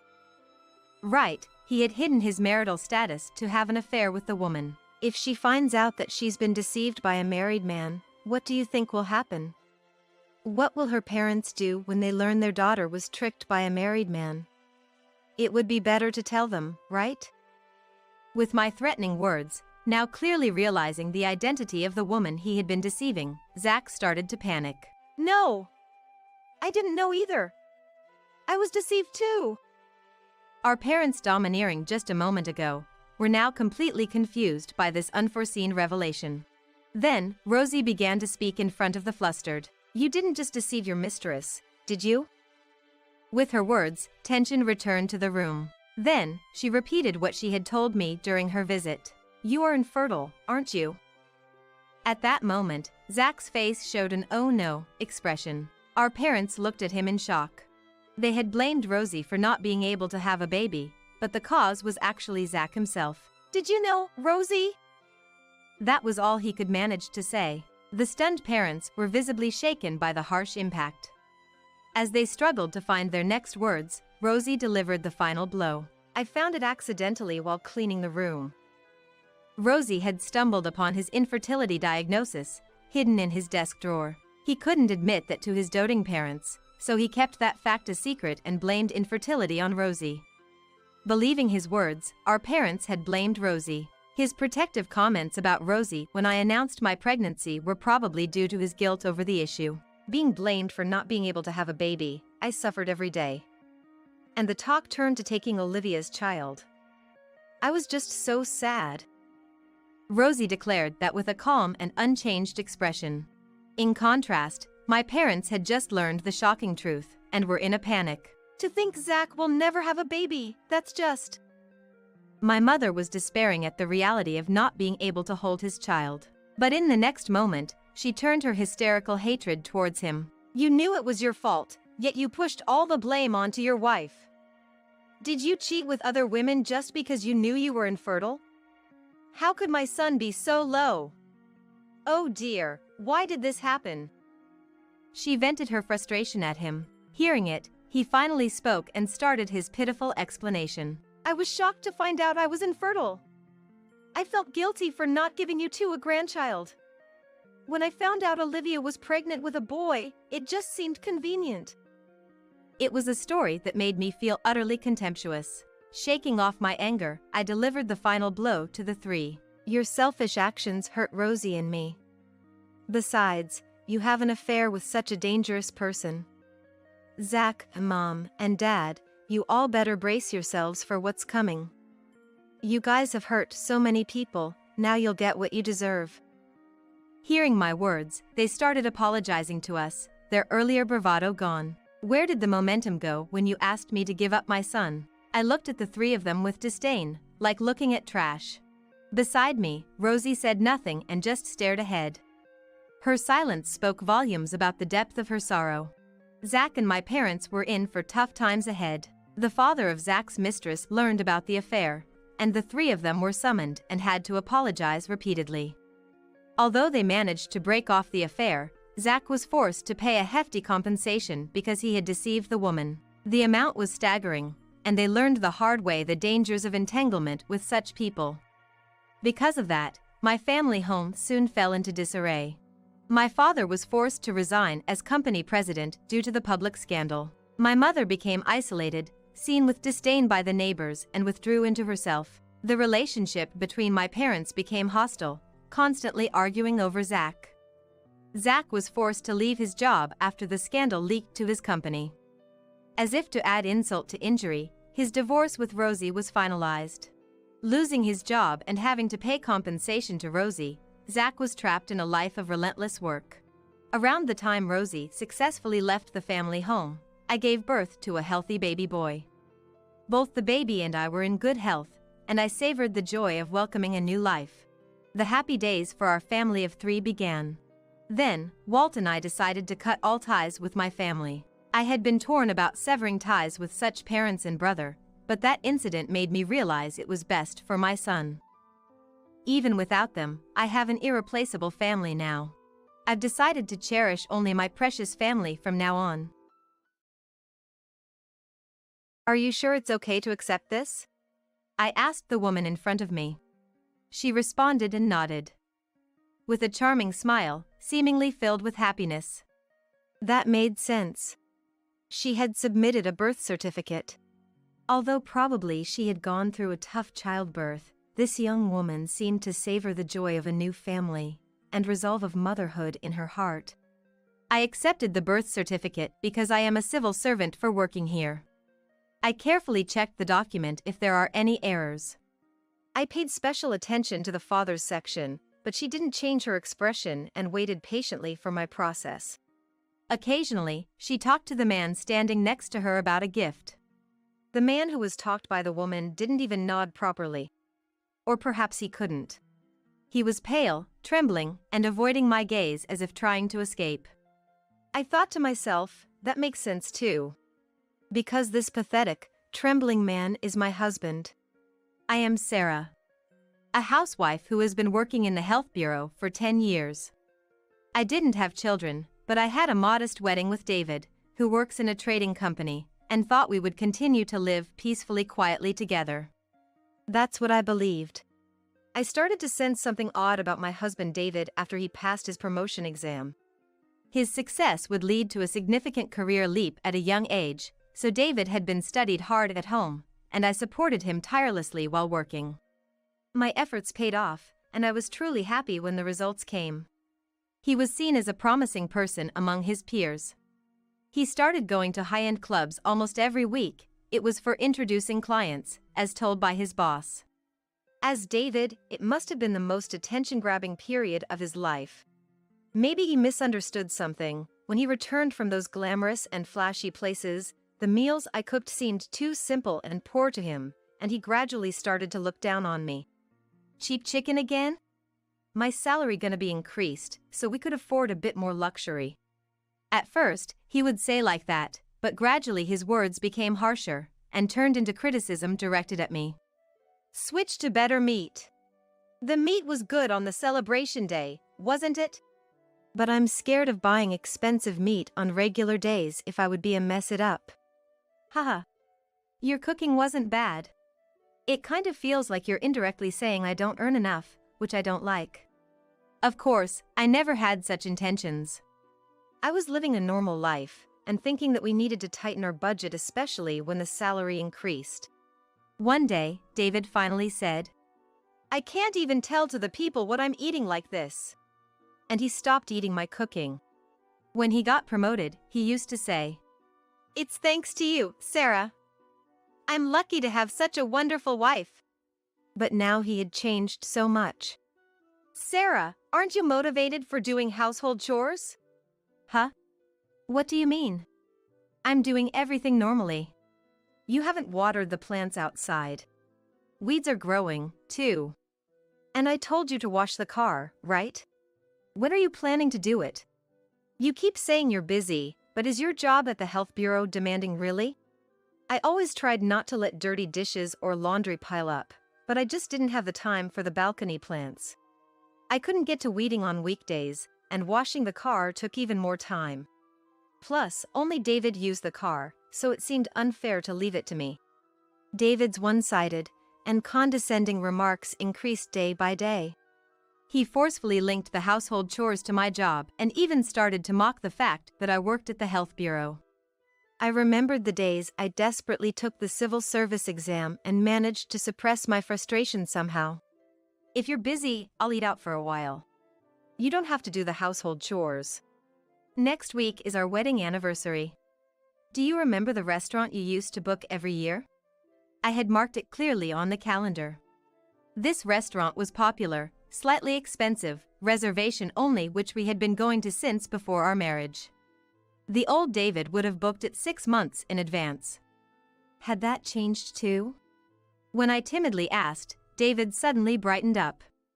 But the following words were shocking, so intense, I felt like my heart would shatter. Ah, that place? Don't worry about it. I've reserved a seat.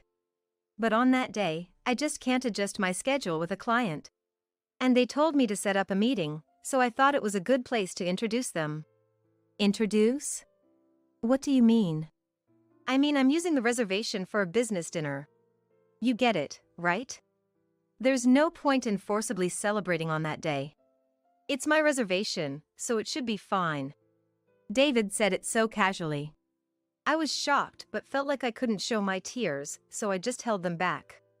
That's not what I wanted to ask. I was astounded by David's behavior.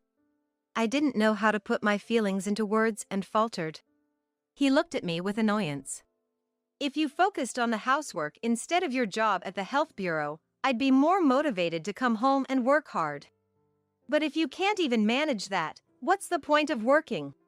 Why don't you just quit? It was true that I had been getting home late recently due to helping other departments. I had no idea if David really wanted me to quit because of my supposedly inadequate housework, but he seems to just wanted to assert dominance and lash out at me. Although my job was busy and the income was stable. It was important and I took pride in it.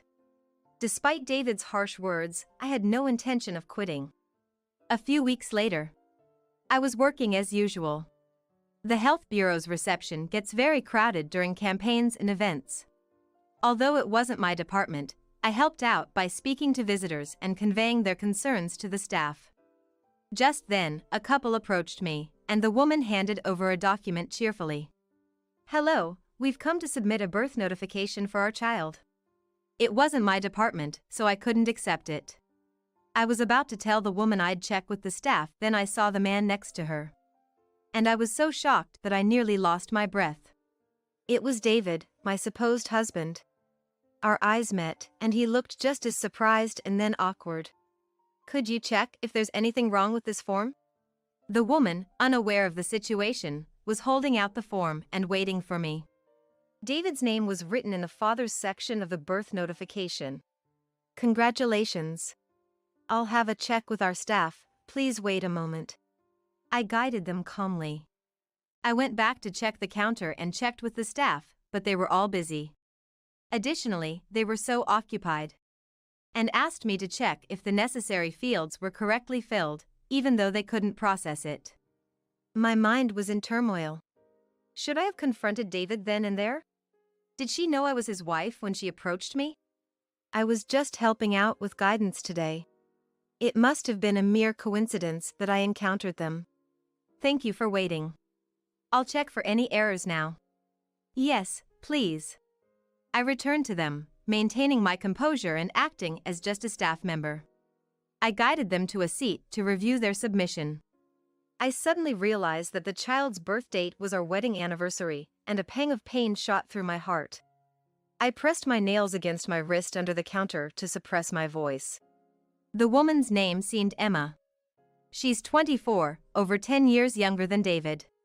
She appeared like a gentle lady, with a calm demeanor. She was lightly but neatly made up, not looking at all like someone who had just given birth. Nor did she seem like the type to brazenly have an affair with a married man and face his wife. Perhaps her lack of reaction was because she didn't know about me. It might take some time as we don't want any mistakes. That's fine. David took the day off, and my parents are looking after my baby in the car. She answered with a smile. She talked about how much she loved her child, and described how the baby was small and birthed healthy. Obviously, David, sitting next to her, couldn't say anything and avoided eye contact with an awkward expression. He must have found my composed demeanor puzzling. David had been staying away from home, and I had suspected he might have an affair. But I never imagined he had fathered a child, so I took a deep breath to hide my realization. If you'd like, please call your parents over. The baby would feel more secure with mom nearby. Thank you, I was feeling a bit anxious. I'll do that. Following my suggestion, she started using her mobile phone. David began to panic, but I pretended to check the form and stepped back to the counter. I prepared the necessary documents and returned with 2 papers. The couple looked in surprise. Especially Emma, who was visibly shocked. She stared at the unfolded paper, her face turning pale and starting to tremble. You haven't submitted a marriage registration, have you? We did submit a marriage registration. We are married. No, that's impossible. On top of the birth notification they had submitted, I placed an unfilled marriage certificate and a divorce form with my name already filled in. I pointed to the blank space for David's on the divorce form. Could you please fill this in, David? To start a new marital relationship, you first need to get divorced me, right? It seemed they finally understood. Emma glared at me and then turned a frightening face toward the man next to her. I also looked at David, who had turned pale. What kind of nerve do you have, submitting the birth notification of a child with your mistress at your wife's counter? Before David couldn't respond to my strong questioning, Emma stood up abruptly, knocking over her chair with a loud noise. She grabbed at David with a shrill voice. You deceived me? You said you were single, right? That we would marry because I was pregnant. David! Of course Emma had no idea he was already married. She had quickly seen through David's cheating personality and decided to have a child to keep him tied down. Not knowing he was already married. David, recently promoted and busy, had told his colleagues. And he told his clients and colleagues that the fertility treatments had been undergoing. Despite he had no intention of divorcing me, it would ruin everything. So David had made up various excuses for not submitting the marriage certificate. I have work this weekend, let's skip it, or next time is Emma's dad's birthday, let's prioritize that. While he was making these excuses, Emma's morning sickness was worsened and leading to hospitalization. As she was in and out of the hospital, submitting the marriage certificate became the least of their worries. That's why Emma completely believed David's claim that he had already submitted the marriage certificate. There are many things to do after getting married. If one thinks about it calmly, like changing the name on your driver's license and bank accounts. But Emma, exhausted from her frequent illnesses and the major task of her first childbirth, hadn't considered these things. Her anger was exploded, and her face turning red with fury. Wait! What about the money I saved for the wedding? Did you spend it with this person? What? David, you borrowed money too? I was shocked by Emma's question and hurriedly looked at David. Don't stay silent, explain. We have a child, you know? You are always so talkative. What about the money? Are you in debt to her? What did you use it for? David remained silent, not uttering a single word. It appeared that Emma had lent him a significant amount of money. Of course, none of it had come into our household, and there was no sign that David had been living beyond his salary. Emma was ignoring the other staff trying to stop her, and shook David for demanding an explanation and repayment. I didn't intervene, because I was considering it was also my concern. My feelings for David had already detached completely. All right, I get it. You want a divorce, right? Then I'll do it right here, right now. I don't need you anyway. Are you satisfied now? David, finally enraged and turned his face to red, hastily began to fill out the divorce form. And Emma, you want your money back, right? You approached me when I started to succeed just because you're the daughter of an executive. His attack then turned towards Emma, who had been crying silently. How could he say such things to her, especially after she had borne his child? Just as I thought I should intervene, David caught his breath. And he was staring intently behind her. I turned to look and saw there, a middle-aged couple with grim expressions was standing at the entrance of the health bureau. The woman was holding a baby and not moving, while the man, who was wearing high-end clothes, approached us with long strides. He seemed to be Emma's father. Emma was crying and rushed to the man who had just arrived. Likely they are her parents whom I had earlier suggested she call. Is what I just heard true? The man's low voice interrogated David, who visibly paled. I heard later that David and Emma had met at a dinner with clients. She was assisting her father, a senior executive, in a secretarial role. David was very taken with Emma's innocence, who had just graduated from college.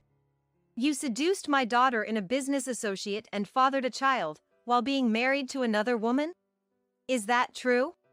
I didn't invite you to the dinner to make Emma got to be this. David was scolded with such fierce anger that he stumbled off his chair and fell to the floor. Where did the money go that I prepared for the wedding expenses? David, he was forgetting his defiance, and began to tear up and apologized profusely. The disappearance of the wedding expenses turns out to be the compensation paid to David, another affair partner. He was involved with a married woman, but they were quickly discovered, then it led to her divorce. The compensation demanded by the husband was paid off with this money. David fancied young and obedient Emma and knew her family was wealthy, so he thought everything could be managed with their money if a child was involved. His plan was to settle the affair's compensation and somehow deal with divorcing me, then all that would be left would be a wealthy family-in-law and a loving wife and child. Such a deceitful scheme, trampling over others, could never succeed. I will consult a lawyer about this case of marriage fraud. I'll sue you, and of course, I'll report this to your company. You deceived my daughter. Be prepared. No, please. Emma's father declared his intention to sue and demand action to David's company. David kept apologizing while crying, but Emma's father left quickly with her and the child. David tried to defend himself, but was restrained by the security guards who arrived due to the commotion, and eventually the police were called. The filled-out divorce form was left in my hand. Soon after, David's workplace was informed, and they took swift action. His recent promotion, despite the time elapsed, was revoked, and he was demoted due to his dishonest and problematic behavior. His bad reputation was spread, and endangering several business relationships, then putting his company at risk. David was quickly fired and became unemployed. The divorce was finalized, and I was free from David. The house was in his name, so I moved to a distant apartment to avoid overlapping living areas. My family was worried, but as David's misdeeds became known, I received their sympathy and support. Faced with compensations to me, his affair partner, Emma, child support, and a fraud lawsuit, and with his company demanding damages, David quickly fell into financial hardship. Unbelievably, he thought of reconciling with me and stormed into the health bureau, trying to win me back. I was called out for causing a commotion at the service counter. Probably because I'm the one most likely to listen. But that was back when I was married. Now, I'm divorced. He's a complete stranger to me. Most people at my workplace were aware of the situation. It was embarrassing, but thankfully, after I made it clear, David stopped visiting me, no matter how often he tried. There were several discussions with Emma, too. It was worst that I kept my marriage a secret, but since I caused trouble, she offered to pay compensation. The newborn baby, with the help of both parents, is growing up healthy. So, I was not wanting to disrupt their newfound peace. I declined the money. I told Emma it's far better to use the money for the child's sake, and we parted ways. David couldn't find a new job ever. He looked down on the health department's work, thinking applying for welfare would be easy, but he didn't know about the strict scrutiny for payments. Immediately, his family found out about his misdeeds when they were contacted. His parents, being strict but fair, sent David back home. He ended up doing hard labor as a live-in worker. My transfer to another branch was officially decided because of the commotion caused by David's resentful attacks. It's far enough that the staff there doesn't know about the trouble. It seemed I'd be able to work quietly, and I was being warmly supported and sent off by everyone around me. David would have mocked it as a demotion if he were here. However, my diligent work has been appreciated. It's even better conditions than before. The new life is challenging, but I got a fulfilling job. Finally, a peaceful life without problems is starting. I'm Sally, and my husband Tommy and I used to work at the same place. Tommy, who is 2 years older than me, was my senior at work. We became close when we ended up on the same project team a few years later and started dating soon after. 2 years into our relationship, we got married. After our daughter was born, I decided to quit my job. I loved my work, but my mother-in-law told Tommy that it was strange for a daughter-in-law to be working. So Tommy asked me to focus on household chores instead. From then on, I became a stay-at-home mom. We had our occasional fights, but overall we lived a peaceful and happy life. Then, one day, when our daughter was in elementary school, Tommy came home from work in the middle of the day. This was unusual, so I asked him what happened. It happened so suddenly that I asked him what was going on, and he answered, "Not only was the job hard, but I was also being harassed by my boss, which caused me to become depressed. I consulted with a doctor at the hospital. I quit my job because someone told me I should quit." When I pressed for details, he explained, "My job was tough, and I was also facing harassment from my boss. I've been diagnosed with depression. The doctor advised me to quit, so I did." He also told me, "I don't want you to have any more contact with anyone at the company." I felt so bad for not realizing that Tommy was so traumatized. It was really heartbreaking that Tommy was in so much pain and he couldn't notice. I felt terrible for not noticing how much he was struggling. I thought it would be best for Tommy to take some time off to recover. Our income took a hit, but I believed we could manage with some budgeting and my savings from before we got married. Above all else, I thought it was important that Tommy recover mentally and be able to return to society. However, 6 months passed, and Tommy's condition didn't improve. We started using my savings to cover his medical expenses. I decided to take up a part-time job to help out. I thought that once Tommy returned to work, I could save my part-time earnings.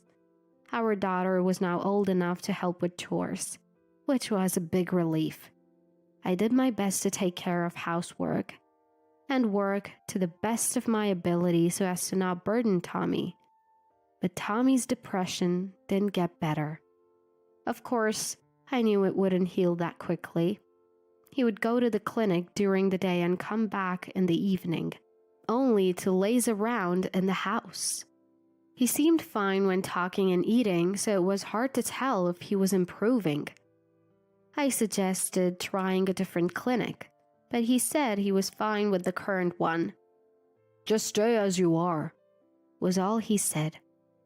I once saw Tommy watching TV and laughing, so I asked, "Maybe it's time to start looking for a job?"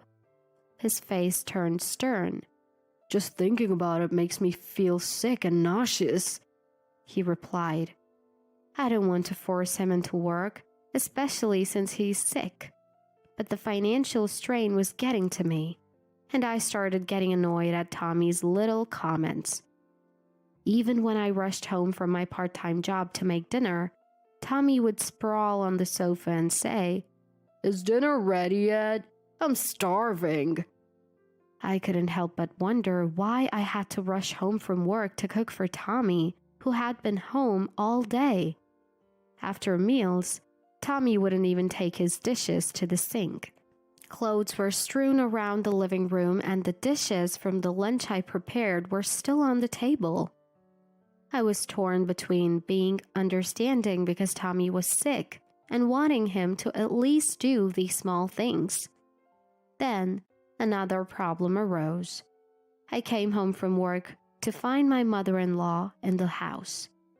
"What are you so surprised about? Can't I visit my own son?" she said. I quickly replied, "That's not what I meant." She continued, "Why didn't you tell me Tommy is depressed? I had no idea." Honestly, what should I say? I had doubts. I wondered, shouldn't Tommy be the one to tell her? As I sighed, she glared at me. "You're taking good care of my son, right? If you had been supportive, this wouldn't have happened. Do you understand?" She's been like this since we got married. blaming me for everything. If anything happened, it was all my fault.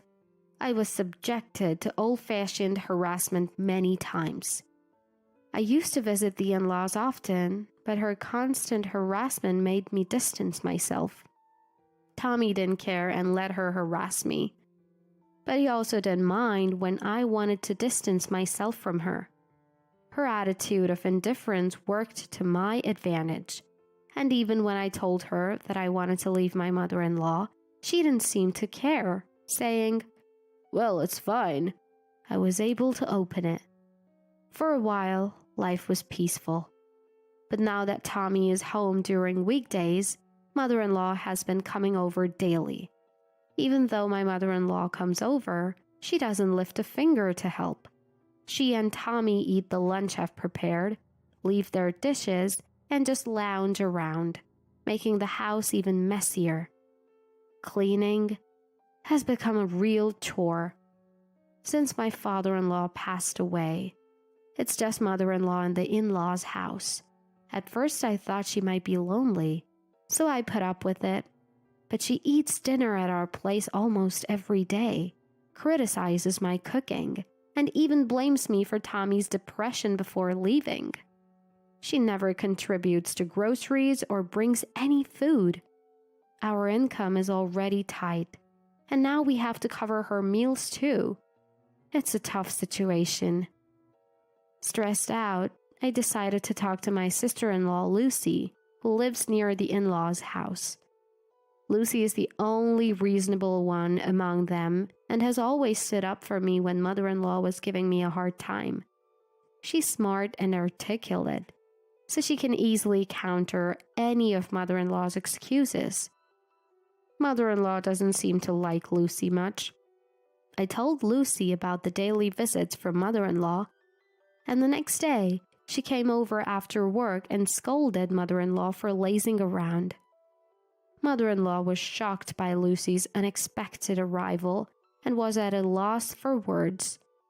Then, the next day after work, she came to my house with me and scolded mother-in-law for being lazy at home. Mother-in-law was surprised by the sudden appearance of Lucy, who didn't know she was here and was quite anxious. I made various excuses, but as usual, she was yelled at, and my mother-in-law's face turned red and couldn't say anything. Lucy warned her, "Next time you come, Sally will let me know, okay?" After that, mother-in-law never visited again. One problem solved, at least. Meanwhile, Tommy was indifferent and unhelpful. Even after mother-in-law stopped coming, he became increasingly lazy.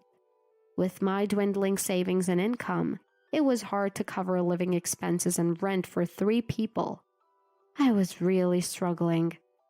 I don't want to force Tommy to work, understanding his illness, but something had to change. I have to somehow get Tommy to work.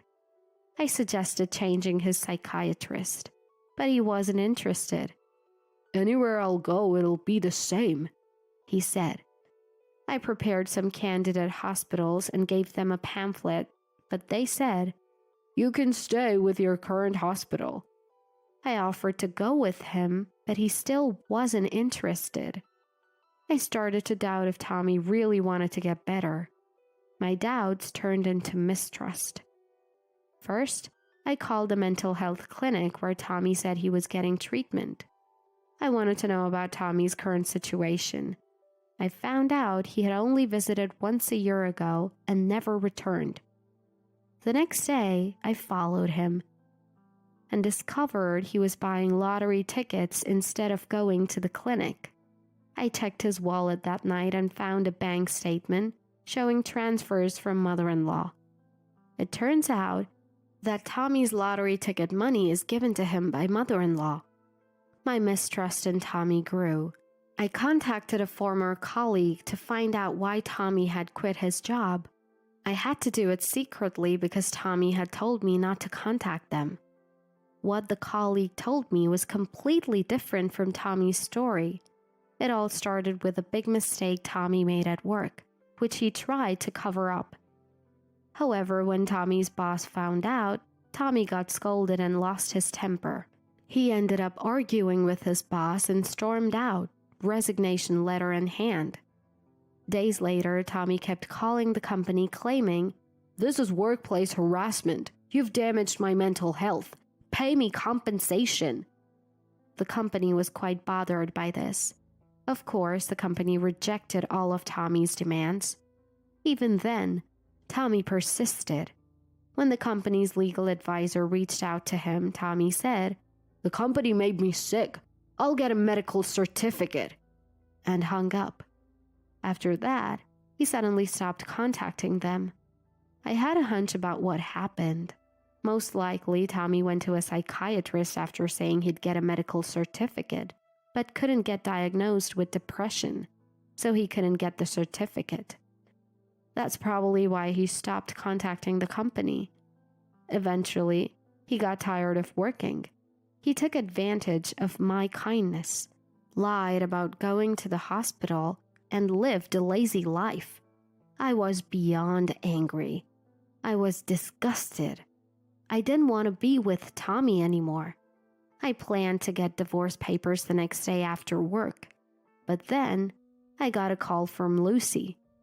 Turns out, Lucy's husband got transferred and they were moving to another state. I've been really grateful to Lucy, so I decided to postpone the divorce until things settled down. 2 months later, Lucy moved. I quietly told her I was considering divorce, and she said, "I'm sorry about my foolish brother and mother. Our family ties may end, but let's remain friends." Around the time Lucy's move was complete, Tommy said, "Mom's coming to live with us next month." I asked, "What do you mean, coming to visit?" Tommy said, "No, she's moving in. She'll live with us." Apparently, with Lucy moving, his mom felt lonely. Their old house was getting run down, so she wanted to live with us, and Tommy agreed. Both Tommy and his mom were so selfish, but I just said, "Oh, okay." Inside, I'd reached my limit. I was already planning to divorce him, so I decided to act quickly. Just divorcing him wouldn't be enough, considering what he had done. The next day, while Tommy was at his usual lottery ticket spot, I called the movers. I signed a contract on the spot and smoothly prepared to leave in secret. I quickly found a new apartment. "If Mom's coming, we need to tidy up," I said as I hurriedly packed and sent my belongings to my new home. The situation with my mother-in-law moving in was so unexpected that it actually worked in my favor. Nobody suspected what I was planning. 2 days before mother-in-law was supposed to arrive, while Tommy was at the lottery ticket stand, I left the divorce papers at home and left with our daughter. Around the time Tommy would be back, he called me in a panic. When I answered, he blurted out, "What's going on? Why did you leave so suddenly?" I replied, "Didn't you see the divorce papers? That's what's going on." Tommy said, "Why all of a sudden?" Keeping my cool, I said, "Did you really think I didn't know? I know everything." Tommy sounded puzzled. "What?" So I continued, "I know why you quit your job. You weren't harassed. You're the one at fault. You've been going to the lottery stand every day instead of a psychiatrist.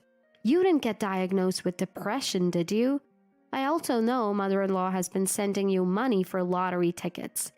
You could hear the panic in Tommy's voice. I told him, "You've been deceiving me, and you want me to live with a mother-in-law who's been making my life miserable? You're insane. I don't want to be with a man like you anymore, so we're getting a divorce." Tommy kept refusing. "No, please reconsider." When I said, "If you don't agree, I'll hire a lawyer and demand compensation in divorce court," he quickly agreed.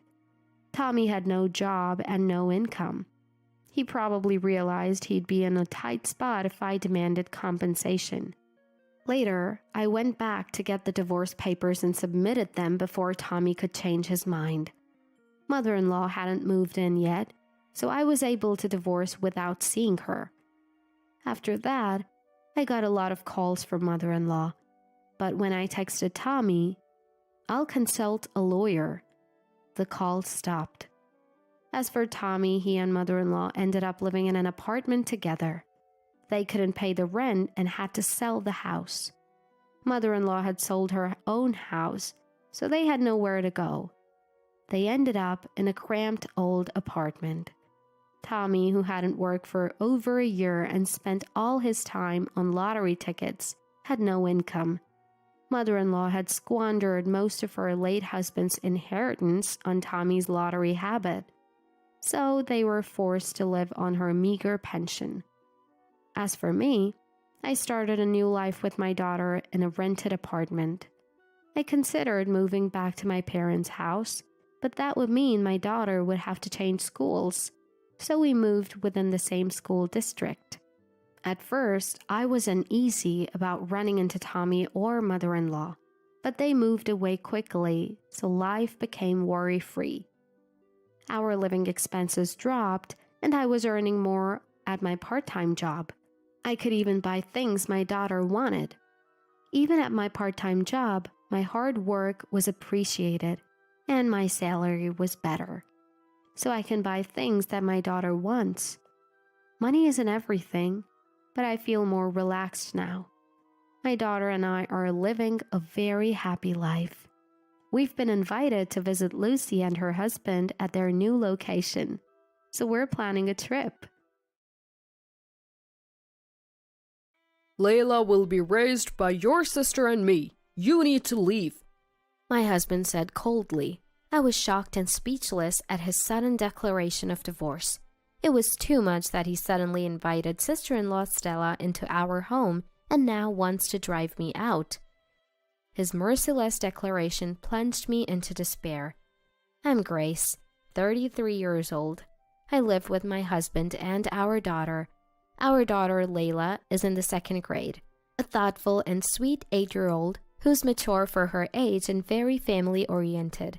My husband is an average office worker, and to put it kindly, his salary isn't great. Thinking about Layla's education and our future retirement fills me with anxiety. After crunching the numbers on future expenses, I concluded that relying solely on my husband's income would be tough. So, when Layla started elementary school, I decided to start working part-time. I got a job at a nearby supermarket, just a 5-minute walk from home, which made it a very convenient workplace. Life was busy with parenting, chores, and work, but it was fulfilling in its own way. Dad, you left your shirt on the floor, and put your bag in the room, please. Layla, arms crossed, spoke to her father relaxing on the sofa after returning from work. Kids mimic their parents, don't they? Maybe she's imitating me. She must be at that age where she wants to act grown up. Watching Layla like this brings a smile to my face. Sorry, I'll clean it up right away. My husband playfully complies with our daughter's instructions. Really, you're not a child anymore. Get it together. Layla puffed her cheeks saying this. It's hard to tell who the child is here. While preparing dinner, I said this to my husband and Layla, laughing. Layla, still playing mom, kept her arms crossed. Dad is so sloppy. I have to be the responsible one. She sighed and gestured in exasperation after saying this. Layla's criticism continued. And you need to do something about that belly. It's embarrassing for me. How can I face my friends with a parent who's a member of the Podbelly Aliens? Hearing this, my husband could only chuckle while rubbing his protruding stomach. I'm not the one to talk, but over the past few years, he's gained more than 10 kilograms. In his youth, his slender figure and gentle demeanor attracted many women, and I was one of them. But now my husband bears little resemblance to his younger self. He's just become a chubby middle-aged man. After 10 years together, it doesn't bother me much, but I can see why our daughter, at her age, might find it embarrassing. Layla would just nod along and laugh at her little criticisms. Then one day during dinner, my husband's phone rang. Answering the phone at dinner is bad manners. Layla chided him like a mother. Yeah, you're right. Sorry. He apologized. However, his expression instantly brightened when he saw the caller ID. It's from my sister. Sorry, I need to take this. He stood up and brought the phone to his ear. Hey sis, long time no see. How have you been? He seemed happy to talk to her, his eyes shining. The last time I saw Stella was 2 years ago. We visited my husband's family when Layla graduated from kindergarten, and Stella and her husband happened to be there too. We've been married for over 10 years, but I've only met Stella a few times. While my interactions with Stella were rare, my husband kept in regular contact. He's the eldest son, and Stella is the eldest daughter. My husband always adored his sisters since they were kids, following her around, as his parents once told me. I've always thought it's great that the siblings are close, so it never bothered me. Their phone conversation seemed lively and lasted about 15 minutes. Finally, he ended the call. Returning to his seat, he spoke with a happy expression. My sister is getting a divorce and moving here, he said cheerfully. Is that something to smile about? I wondered, but he continued without noticing my confusion. She's moving here to Boston. Hearing this, I was puzzled. Stella lives in Anchorage, while we're in Boston. If she were moving to Seattle, where our parents live, I'd understand. But why Boston? So she'll be staying with us for a while. I hope that's okay, he said, assuming. Staying here as in living with us? I asked, seeking clarification. Of course. She can't find a place right away, and she's going through a tough time. Layla likes her aunt, right? He turned to Layla. I love Aunt Stella. Layla beamed. Given the circumstances, I couldn't object. The decision was made, and Stella was set to stay with us. A week later, I returned from my part-time job to the sound of laughter inside. Layla, you're doing great! Stella was patting Layla's head in the living room. Stella, long time no see. I greeted her. Grace, finally home, huh? You're late. Despite the long time apart, Stella greeted me coldly. I was busy and couldn't leave work early, I replied, slightly annoyed, after her reprimand. Layla's hungry, so hurry up with dinner, she demanded. Such audacity for someone staying as a guest. I was frustrated, but had to start prepping dinner since I was late. Since that day, Stella's stay at our house began. She talked about her divorce, but her reasons seemed forced and unclear. She listed complaints about her husband not doing household chores and being cold, but it felt like she was stretching the truth. My husband didn't seem concerned and was just happy to live with his sister, not mentioning anything about her future plans. 2 weeks passed since Stella arrived, but she showed no interest in finding a new place or job. She mostly lounged around the house. I ended up preparing meals in between work. The only thing she actively did was take care of Layla, which kept me from complaining. When Layla wasn't home, Stella just watched TV or played on her phone. My frustration grew as this lifestyle continued. One night after Stella and Layla had gone to bed, I confronted my husband. How long do you plan to let Stella stay? Wasn't she supposed to look for her own place? He responded, Why not just let her live here? Layla's fond of her, and it's helpful, isn't it? I couldn't believe what I was hearing. There's a limit, even for one's own sister.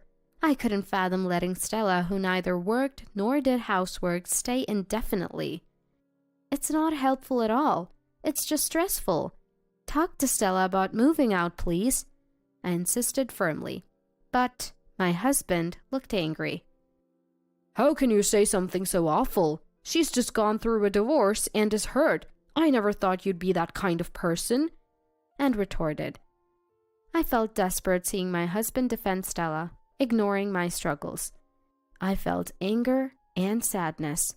Stella seemed unbothered by her behavior, just taking advantage of our silence and laziness. I felt so frustrated I couldn't argue back.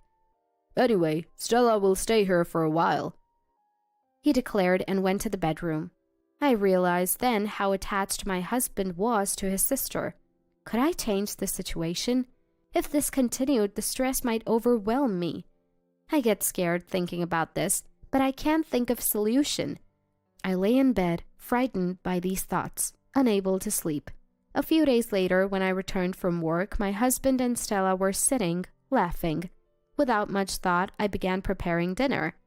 Grace, can we talk? My husband called me. I stopped cooking and went to them. Stella sat silently, smirking. As I took a seat, my husband said, I found a new house. Suddenly, and without context. A new house? I was momentarily stunned, then realized he meant a new place for Stella. As I said, my husband was also thinking about Stella's future. I was relieved, thinking he had considered her future. Found a new place? That's great, I said to Stella, but she just kept smirking. Confused, I listened as my husband continued. So, pack your things soon. I couldn't comprehend and asked, My things? You mean Stella's, right? I asked, shaken, and he replied emotionless. No mistake. I mean exactly what I said. I'm divorcing you and Layla will be raised by my sister and me. You need to leave. The shock left me speechless. Then Stella said to me, Sorry, I feel bad about this, but it's best for my brother and Layla. I'll take your place, so don't worry and just leave. She said it with a nasty smirk. Turning away from Stella, I faced my husband. What do you mean? You want to kick me out and live with Stella? And you say it's for Layla's sake? I was too confused to say anything more. It's just as my sister said. Layla is more attached to her than to you. She'll be happier raised by my sister. My husband said coldly. I couldn't believe my husband thought this way.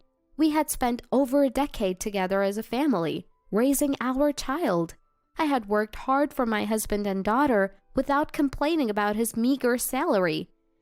Feeling like I'd been plunged into the depths of despair, I was consumed by grief. But Stella, indifferent to my sorrow, turned to Layla.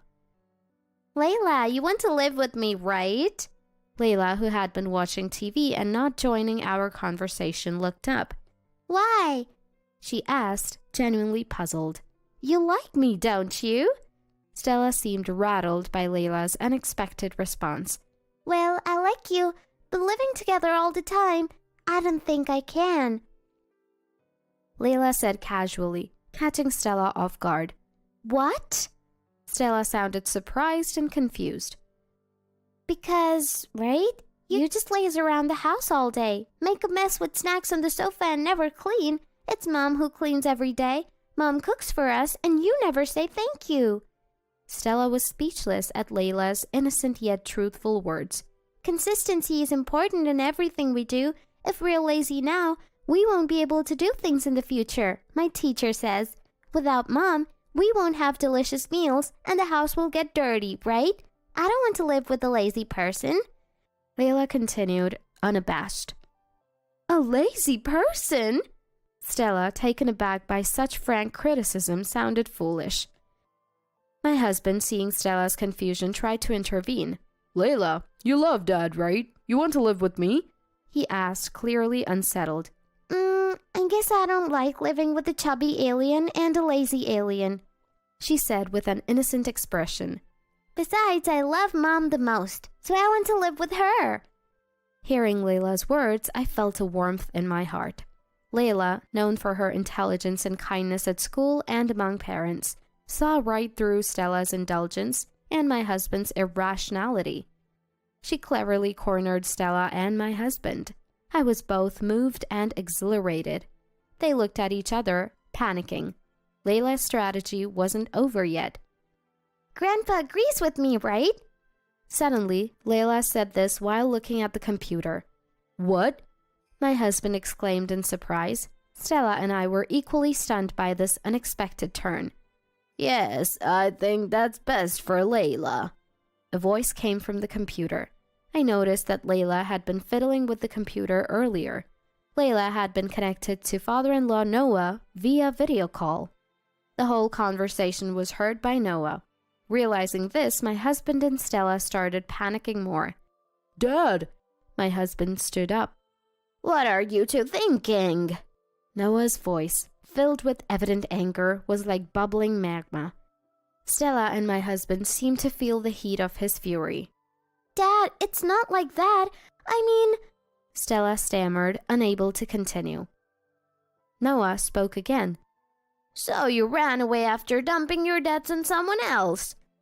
Stella, accused, fell silent awkwardly. Debt? What are you talking about?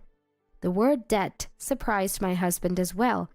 Noah explained the situation. After her marriage, Stella had quit her job and become a housewife, but she hardly did any household work and spent her time out having fun.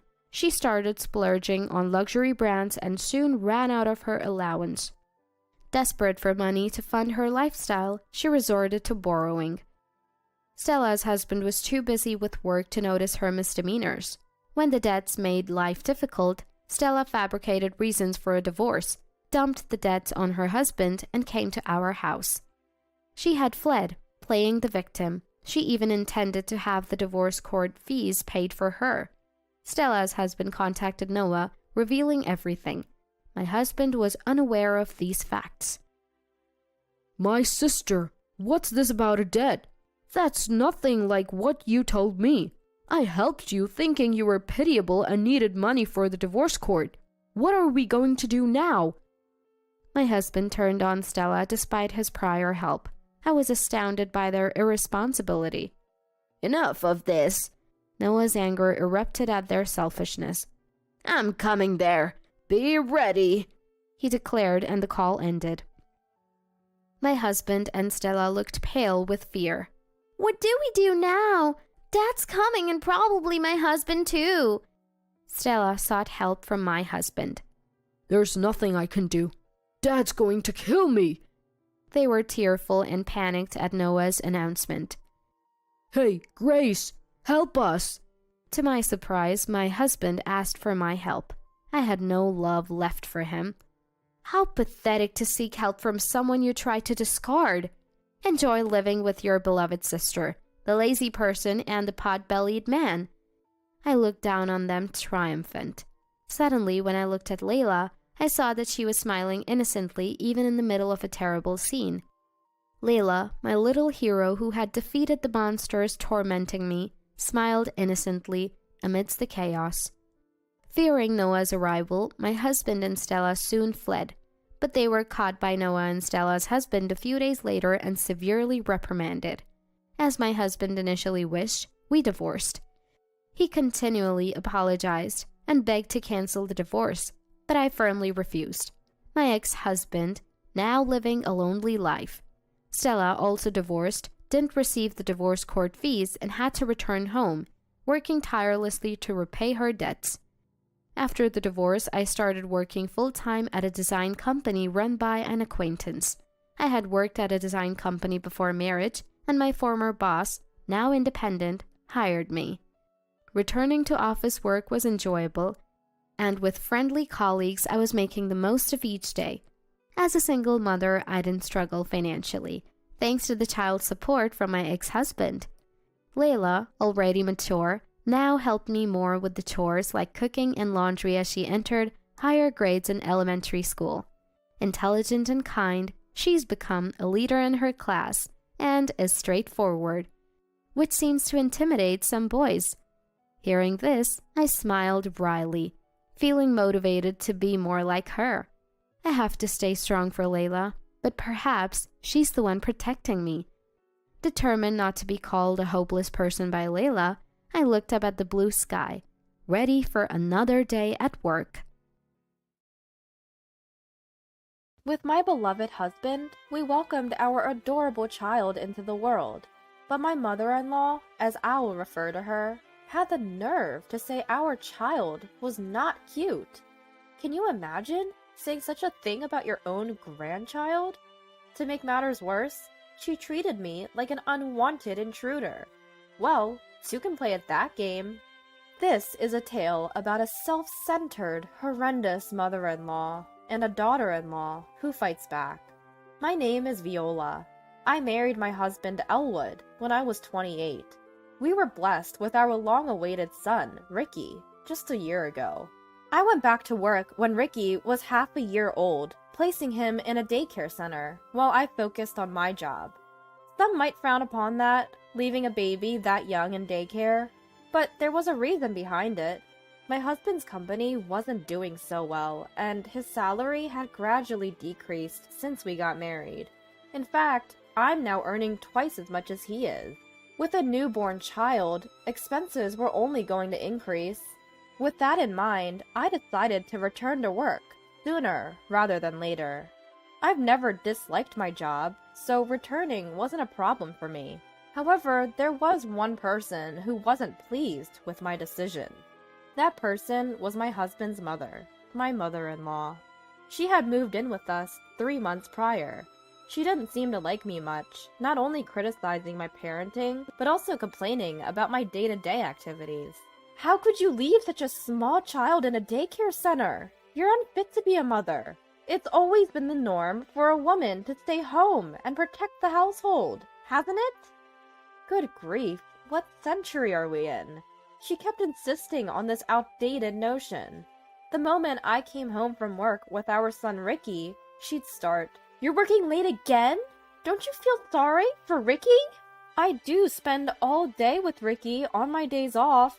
He's settled in the childcare center, so it's okay.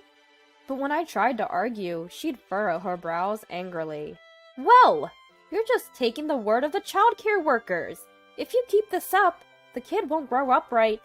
My mother-in-law, for short, who doesn't even take care of Ricky, would boss me around about parenting from her high horse. On top of that, she had no problem attacking my character. "I regret living with a daughter-in-law like you, who only thinks about work.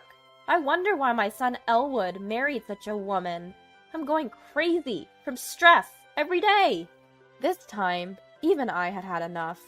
If it's that bad, should we stop living together? You know why we decided to live together, right? There was a reason mother-in-law started living with us in our house.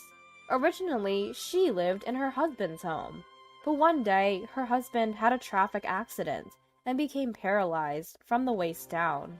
In addition, it was discovered that he had dementia, and mother-in-law could no longer take care of him, so she put him in a care facility.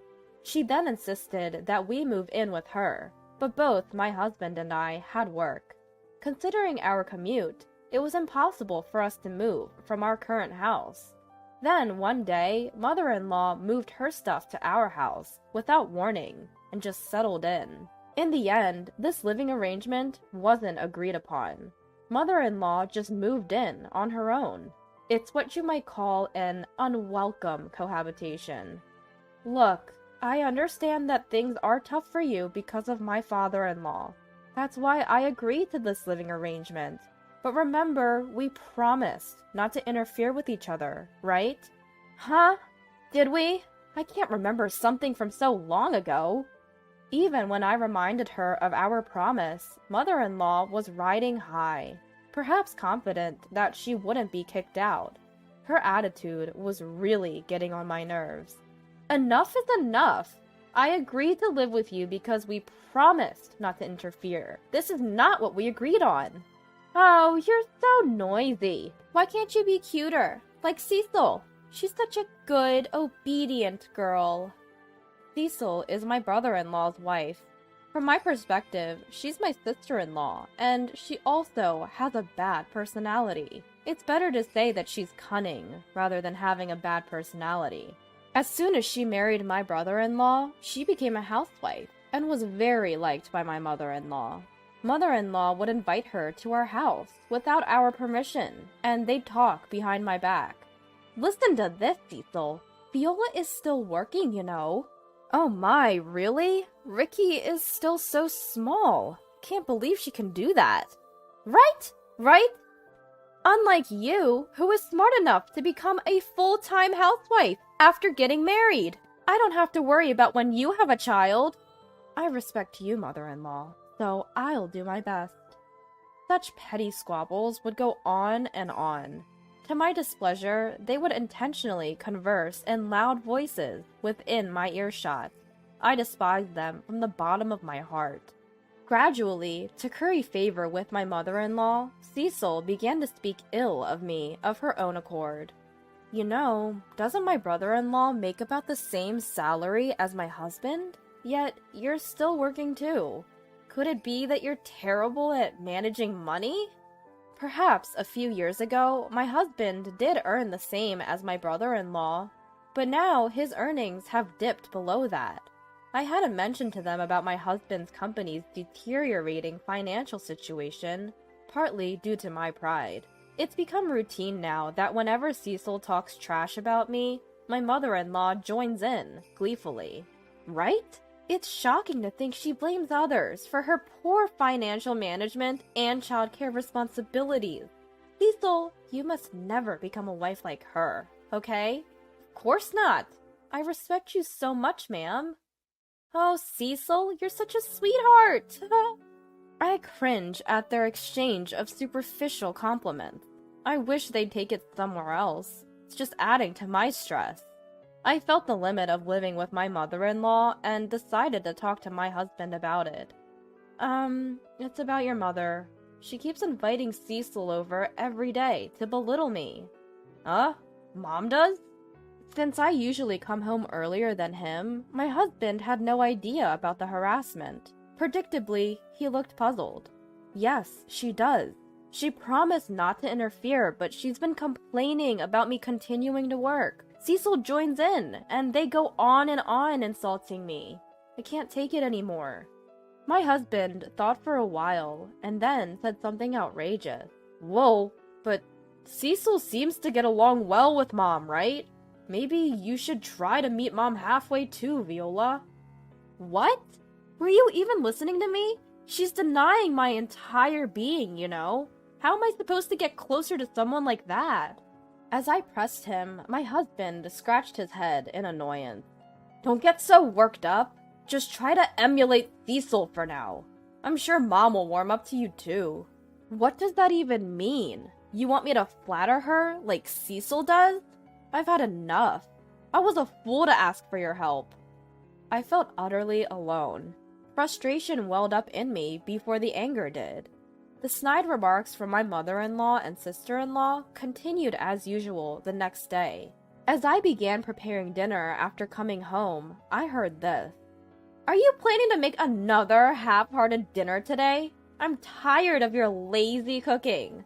That's because she insists on working, you know. If it were up to me or my mother-in-law, we would never serve our husbands such low-quality meals, right?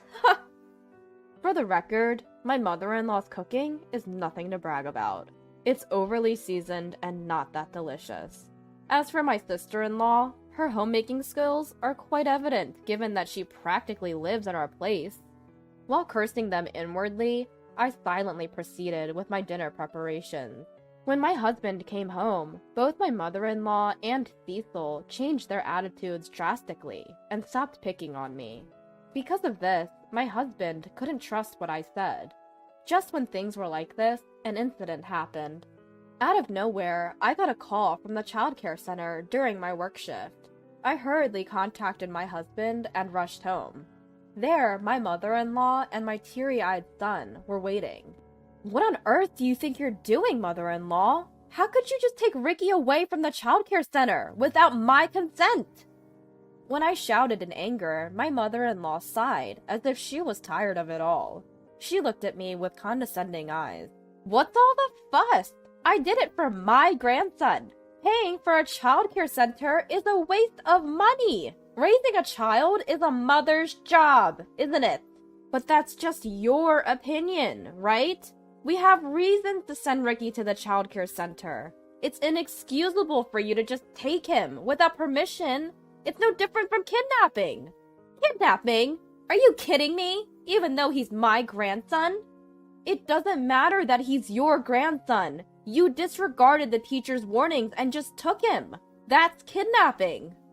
No matter how clearly I made my point, she simply shrugged it off. Then she said something unbelievable. What nonsense! To begin with, neither you nor your son are cute. If you have any complaints, just get out! She didn't think my son, her own grandson, was cute?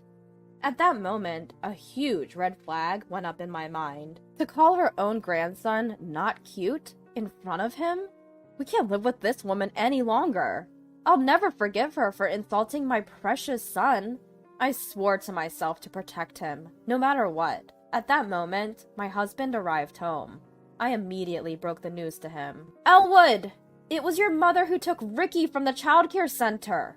I've reached my limit. I can't live with her anymore. Suddenly, my mother-in-law played the victim and started pretending to cry. Listen! Elwood! Can you believe what Viola is saying? She's accusing me of kidnapping. I just want to pick up cute little Ricky. That's all. Isn't it horrible? Just picking him up?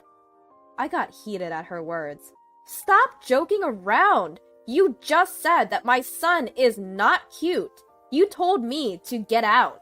This is our house, not yours. Are you just pretending to be a good mother in front of my husband? Elwood, please help me. Viola is always picking on me. Watching my mother-in-law cry out to my husband, I felt as if everything was ridiculous. If my husband were to side with this woman with her poor acting, at that point, I decided it would be just my son and me. We'd forge ahead together. The first to break the silence was my husband. First, I want to talk with Viola. Mom, please return to your room.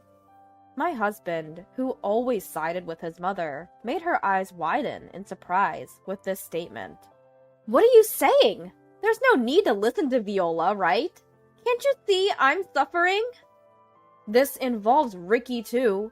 That's why I want to have a proper conversation with Viola, as his parent. My mother-in-law looked unsatisfied the entire time, but probably didn't want to upset my husband, so reluctantly agreed. Afterward, my husband and I spent hours discussing the incident and everything leading up to it, eventually coming to a conclusion. A few days later, we decided to tell her the outline of what we discussed. Mom, sorry to keep you waiting. We finally come to a decision. My husband spoke to my mother-in-law with a smile. Seeing my expression, mother-in-law must have been convinced that her son was on her side. She started chattering excitedly. So, you're finally breaking free from Viola, huh? Without even considering what I had just said, mother-in-law was over the moon. She called my brother-in-law and his wife, and, like always, began bad-mouthing me. Wow, what a relief! Today, we finally get to say goodbye to Viola. Right, Viola? To her question, I responded with a smile. Of course. Well then, hurry up and leave, and take that not-so-cute kid who looks just like you with you. This house is going to be for me, Elwood, Derek, and Cecil from now on. Bye! Then my husband, who had been silent up until that point, slowly spoke up. Let's go, Viola. Excuse me. Let's go, Elwood. What? What? Mother-in-law seemed to be struggling to understand, repeating what several times. My husband and I started packing our belongings, preparing to leave with our son. That's when mother-in-law stopped us. Wait, Elwood! What's going on? We're going to live in this house, together, right? What are you talking about? My husband turned to mother-in-law with a cold stare. I'm leaving with Viola. I can't put up with your delusions any longer. Mother-in-law trembled, then collapsed. Why? Why would you side with her? I heard everything from the childcare center teacher. How you kidnapped Ricky without permission, how you yelled at the childcare workers, how you slandered Viola at the center. Everything. That's... I never thought you could sink so low, Mom. Surrounded by people who only listen to you. You really messed up. Enjoy your life. With that, my husband said, let's go, and pushed me out of the house. Until the end, mother-in-law called out to him, crying. On the way to our new place, my husband apologized. I'm sorry, I didn't realize sooner. I hope you can forgive me. What are you talking about? You taking action now is more than enough. I smiled at my husband. Yes, The fact that he believed me over mother-in-law this time was the most comforting thing. Since then, we've cut off contact with mother-in-law and my brother-in-law's family and regained our peaceful daily life. After we canceled our lease on the house, mother-in-law, with nowhere else to go, apparently moved in with my brother-in-law and his wife. With the addition of mother-in-law and the pressure she put on their living expenses, my brother-in-law's income wasn't enough. As a result, Cecil had to get a job, and now mother-in-law is alone at home. There's no one for her to badmouth or to share in the bad-mouthing. Even with Cecil, who used to be her best buddy, they now argue constantly. "I have to work because of you, mother-in-law. Give me a break." "What? It's my fault? Get out of here, you old hag!" Hearing the real Cecil, her husband seems to have lost his feelings for her. I heard they're in the middle of a divorce. She used to have a lot of free time to act cute in front of my husband, but now that she's working and often irritable, her true colors have shown. No matter how dire their circumstances become, I have no intention of ever interacting with mother-in-law again. From now on, my husband, my son, and I will work together to build a happy home.